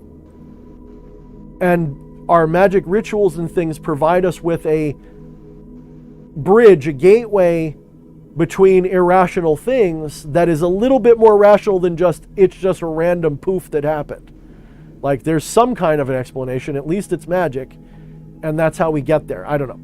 But I don't want to get to, because that's starting a whole nother, that's like another 4-hour conversation. Yeah, that's next week's stream. You know, everybody take notes now. Yeah. He's catching But on. I've already had that stream. I've already done that stream. But anyway. So, Fleshy, sell my crap so that I can give you your payout for tonight. For those of you who haven't donated yet, it is Fleshy's birthday, and all proceeds are going to Fleshy, and only Fleshy, unless it breaks whatever minimum I had set aside. Did my eyes roll back far enough in my head? I'm going to mute you again. I'm going to do it. No, hold on. So, fucking thank you to everybody who super chatted tonight and everything, but appreciate the fuck out of all of you, and thank you for being here. Love all of you motherfuckers, but seriously, best way, if you want to support... Oh, I noticed he's off that mute button. I can say whatever I want to now. I want to touch something odd today. They're talking about the color pink. No, he is absolutely correct. Pink does not exist in the spectrum. It's not a real color. It's that real pink. It's that purple pink. It's that, like, ultra pink. It doesn't exist. That like color that. out of space. Yeah, it is literally that when they had the movie The Color Out of Space that we just watched, and that was the funny thing. The funny aside was the fact that they picked that weird pink purple color isn't a coincidence. It wasn't just because it's a weird color. It literally is a color that doesn't exist in reality. It is something your brain hallucinates by combining different colors. Not too unlike what the sphere just behind you was doing just a moment ago. Probably. But, well, you actually have it in your frame right now. It's a very similar shade of it. Right over your head. Very close. But yeah, so truly, just like DH was touching on earlier with the whole... Wyatt's about to have a near reality experience. He just asked, if pink doesn't exist, then what the fuck is our pink? Have fun! I would love nothing more than for you guys to go out and support my best buddy DH here. Buy a book on Amazon, buy a t-shirt. That's a fucking grand birthday gift to me. I like seeing the people that I appreciate succeed. The great irony in what you're doing there, Fleshy, with that false humility, is that everyone's hearing that going, what a sweet man. Put another $5 in Fleshpriest's pocket. Oh, fuck you with the false humility bullshit. Fuck Come on, Gemini. Come on, Gemini. Come on. No. I got Like the I said, Gemini don't- blink. I'm doomed. Don't fucking jump in. I need enough space for me to self-love as much as I can. Don't you fucking jump You in do. on this. I'm just razzing you, my Taz, because tomorrow you and I are going to play. Let's not say it too loud, because there's some people who love it, and they're going to be like, "You're playing that?" They're just going to invade our space and want to play with us, and we don't want Oh to do yeah, that yet. tomorrow we're gonna have our cherries popped simultaneously. That's gonna be Yes. fun. Yes. Like I said, I won't deny you in paradise. And you know what? Since it's the people's stream, I'm also going to shout out a bunch of other glorious motherfuckers. Ace the Goblin was on here earlier. We fucking love that dude. Go check him out on Instagram, on YouTube. He makes some fucking sick ass shit. Not just smoke up the ass or anything. Gardens of the Flesh and Bone is still probably one of my favorite songs that he's put out. Oh my fucking god, that shit goes hard. Nina the Mystic, as always, is in here in the chat supporting us, and she doesn't even ask for anything in return. Just always eternally helpful. She's not even plugging her own shit right now, which... Yes, she is. She just did. She said, "See you all on Sunday for a Sunday Live with special guest EA Quetting." I'm excited for that for them. I won't be able to catch it, but I want. Actually, I probably can't. Now that I mention it, it's at night. Theoretically, I could catch that. Maybe I can if I have to check then. Yeah, so all of you motherfuckers come there, because I'm going to do my damnedest to go hang out there too. Yeah, Sunday's a bad day for me, but I'll take a look. Maybe I can make that. I thought it was going to be in the morning. I thought for some reason I saw morning for some reason. Also, go check out El the Alchemist. He is another friend of the show who is another dope-ass motherfucker, and he is the captain of the sea, and this is what he sees.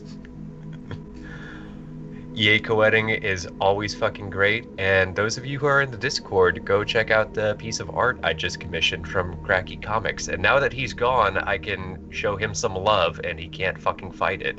His art commissions are open right now, and you should go get some art from him and follow him on Instagram, because he's fucking great. Thank you, Jeffrey524, for donating to the Fleshpriest birthday fund. See, Fleshpriest now has to hate you now. He's got to hate you. No, that finger was for DH. This is for you, though, Joffer524. Should I do the whole, I should do the whole Baptist minister thing? Just open up your wallets to Jesus. Open up your wallets to Fleshpriest, everybody. Open them up. Praise him. Praise the flesh. Praise the Lord of the flesh. I got to resurrect my Christian character. I got to bring him back. You won't banish Lucifer without at least a $5 in the communion bucket. Oh, Pastor Brown, you can't defeat that good Beelzebub without at least a Jackson. Oh, Lord, have mercy right now, Lord, please. Please, Lord. I just want to tell you all, thank you, Jesus, for this stream. Thank you so much, because you're just demonstrating how beautiful you are, that you love a sinner like this Thorne character. Thank you so much. Thank you. And all hail the hat. I fucking love that hat. And you know what? One last thing before we go. Are you all familiar with a little band called Disturbed? No, you mean never Behemoth heard of it X? in my life. What the hell are you talking about? Somebody, and this is always a fucking thing. You can look it up on YouTube. People doing karaoke always fuck this up, but it's the people's stream, so I'm gonna say we do it. Somebody requested that we get down with the sickness and do that opening. You know the part. You know the part. But the ooh-wah-ah-ah thing? Oh yeah, that part. Can y'all do it? What do you mean? Ooh-wah-ah-ah? I just did it. That was my version of it. Ooh-wah-ah-ah.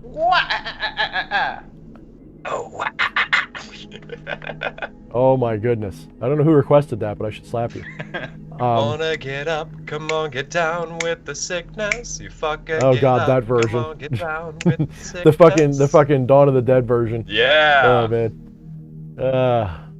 Yeah. You're ready to die. Yeah.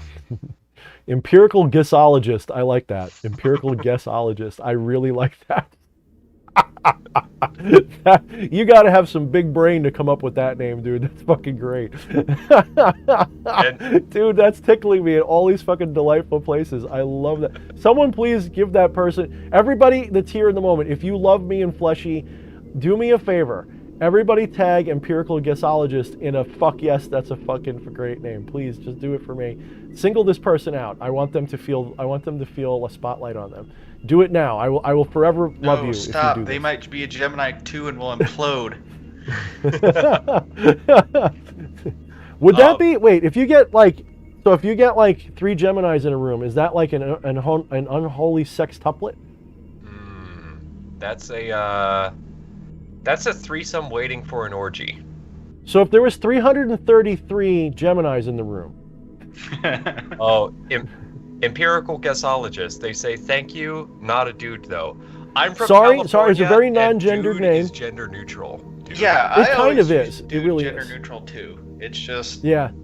Though to be fair, I did have gender in my brain when I saw that. So well, they're Gemini moons, so they're inside they're very split up and conflicted and fake. And Aaron, do you have a channel we can plug? I did the he again, didn't I? I said he's very conflicted. Come on, asshole. Oh Fucking no, idiot. it was a soft S. Or No, I did or it. was a I soft did it like A. a jerk. I don't know. Empirical guessologist, whatever. I apologize. I do that. I'll do it from now on too, because I'm gonna have like a fucking, what's that? Like when somebody's missing a hand and you're like, don't say something about the hand. Don't say something about the hand. Don't say, hi, can I shake your fuck? He misgenders me all the time. I don't know how many times I tell him I identify as their highness, and I'm always a he on this stream, so you know. I try. I mean, Recognize my divinity. sorry. Speaking of divinity, Aaron, do you have anything that we can plug? I do have a channel. It's called Chthonic Tonic. I haven't done anything on there in like over half a year. I want to get back into it, but yeah, COVID sucks. I feel it. Okay. Yeah, I can I'm tell shutting tell down. by that yawn. I'm feeling it. I don't You do that much. You expressed what I was feeling. So for all of you glorious motherfuckers, thank you for being out here tonight. Thank you for having me on here. I love being on here. I will dude, pester you guys a lot more, just so you know. Do it. He's gonna be Eddie part 2. You're gonna have to Eddie, you better get on here and fight for your position. I'm kidding. We love Eddie. I love to tease Eddie because Eddie rolls with it just right. He doesn't take it. Yeah. Like if we meant it, he wouldn't take it. Like he knows it's all fun and games. But pretty soon we're gonna be playing D&D with Eddie again. We just got to get the right moons behind us because April and I are still working and everything's still going crazy and it's just. You got to get that Sagittarius moon. Yeah, that's what we got to get to for sure. I don't know what you just said, but okay. And neither do I. So who do I got to curse to get into that game? Just saying. Well, it's a very exclusive. I like to keep them small and sacred, so we'll see. Weasel your way in by being extra sweet and polite, and we'll see if Fleshpriest doesn't show up. Maybe we'll try. But you can't play a Jack Sparrow. You got to play. I want to see. I promise I will not play a Jack Sparrow. I will play No, you know, a honestly- card that just squishes things with a giant hammer. No, I was mostly exaggerating there because if you didn't know, the best game that not the best game, but some of the best gaming we had as a D&D group and Fleshy was there. We played a Guardians of the Galaxy campaign, which was basically like a whole campaign full of fucking Jack Sparrow. So it was fine. It's just there's people. What I meant by that was there's some people who really know all of the. I want to be the Elizabeth fucking- Swan this time. No, it's not even that they're goofy and derail things with their goofiness. I mean, it's like they know just how gamey charisma check characters can be, where they can totally warp the game's plot just by rolling well on a fucking convince check and shit like that, and it can get weird. Like they take too much power, I think, out of the game by being too meta is what I'm getting about meta. I'm talking about meta. This spell and this bonus and this enchanted item mean I have like a plus 18. Yeah, to my charisma checks, and I can convince you to kill yourself type of shit. And it's like, well, no, you can't because the rules say, and then you get, oh no. When I play my Jack Sparrow character, I rarely actually rolled. That's usually that I can get down with. So, all right, guys. So on that note. Keep in mind, role-playing is the next closest thing to evocation and invocation. So try it out, give it a shot, and have a good night. And Fleshy, I really thank you for working on your birthday. I really appreciate that. You don't got to I thank will me make for sure- anything. I look forward to this every week. I will make sure that you actually get paid for tonight. I will invert the usual rate, and you will get the Thorne side of the equation, and I will take the Damn. smaller side. Ah, damn. Um, My head's so itchy and, right now. If you dare send that back, there will be a war of attrition where we're both going to send it back and forth until PayPal gets the whole thing with their fees. You send it back to me, they'll take a fee. I'll send it back to you, they'll take a fee. I'm not going to send it back. I I'm going to send volunteer it as to Big Man tribute Tyrone. to end it now. He's like, you can send it to me, guys. Be the mediator. Yes, I'm the So- mediator. I charge what you're throwing at each other. So, we really got to do the Magical Fight Club in Discord. We really got to create that so people can curse each other just to see if it works. So anyway, guys, we'll see you all next time. Thank you so much for making Fleshy's birthday a wonderful night. And it was a really good chat. We should do exactly the same thing next week. No topic, just random noise. Just bring up your topics and we will just cover them and I'll rant forever upon them. And everybody can call in. And again, is there anything else I'm forgetting to say, Fleshy? I think we said everything. Tell your friends. Oh, yeah. Your enemies. And never take yourself more seriously than your enemies do. Join us next week. Mind the shadows. Yes, that's the one. Alrighty, we're all good.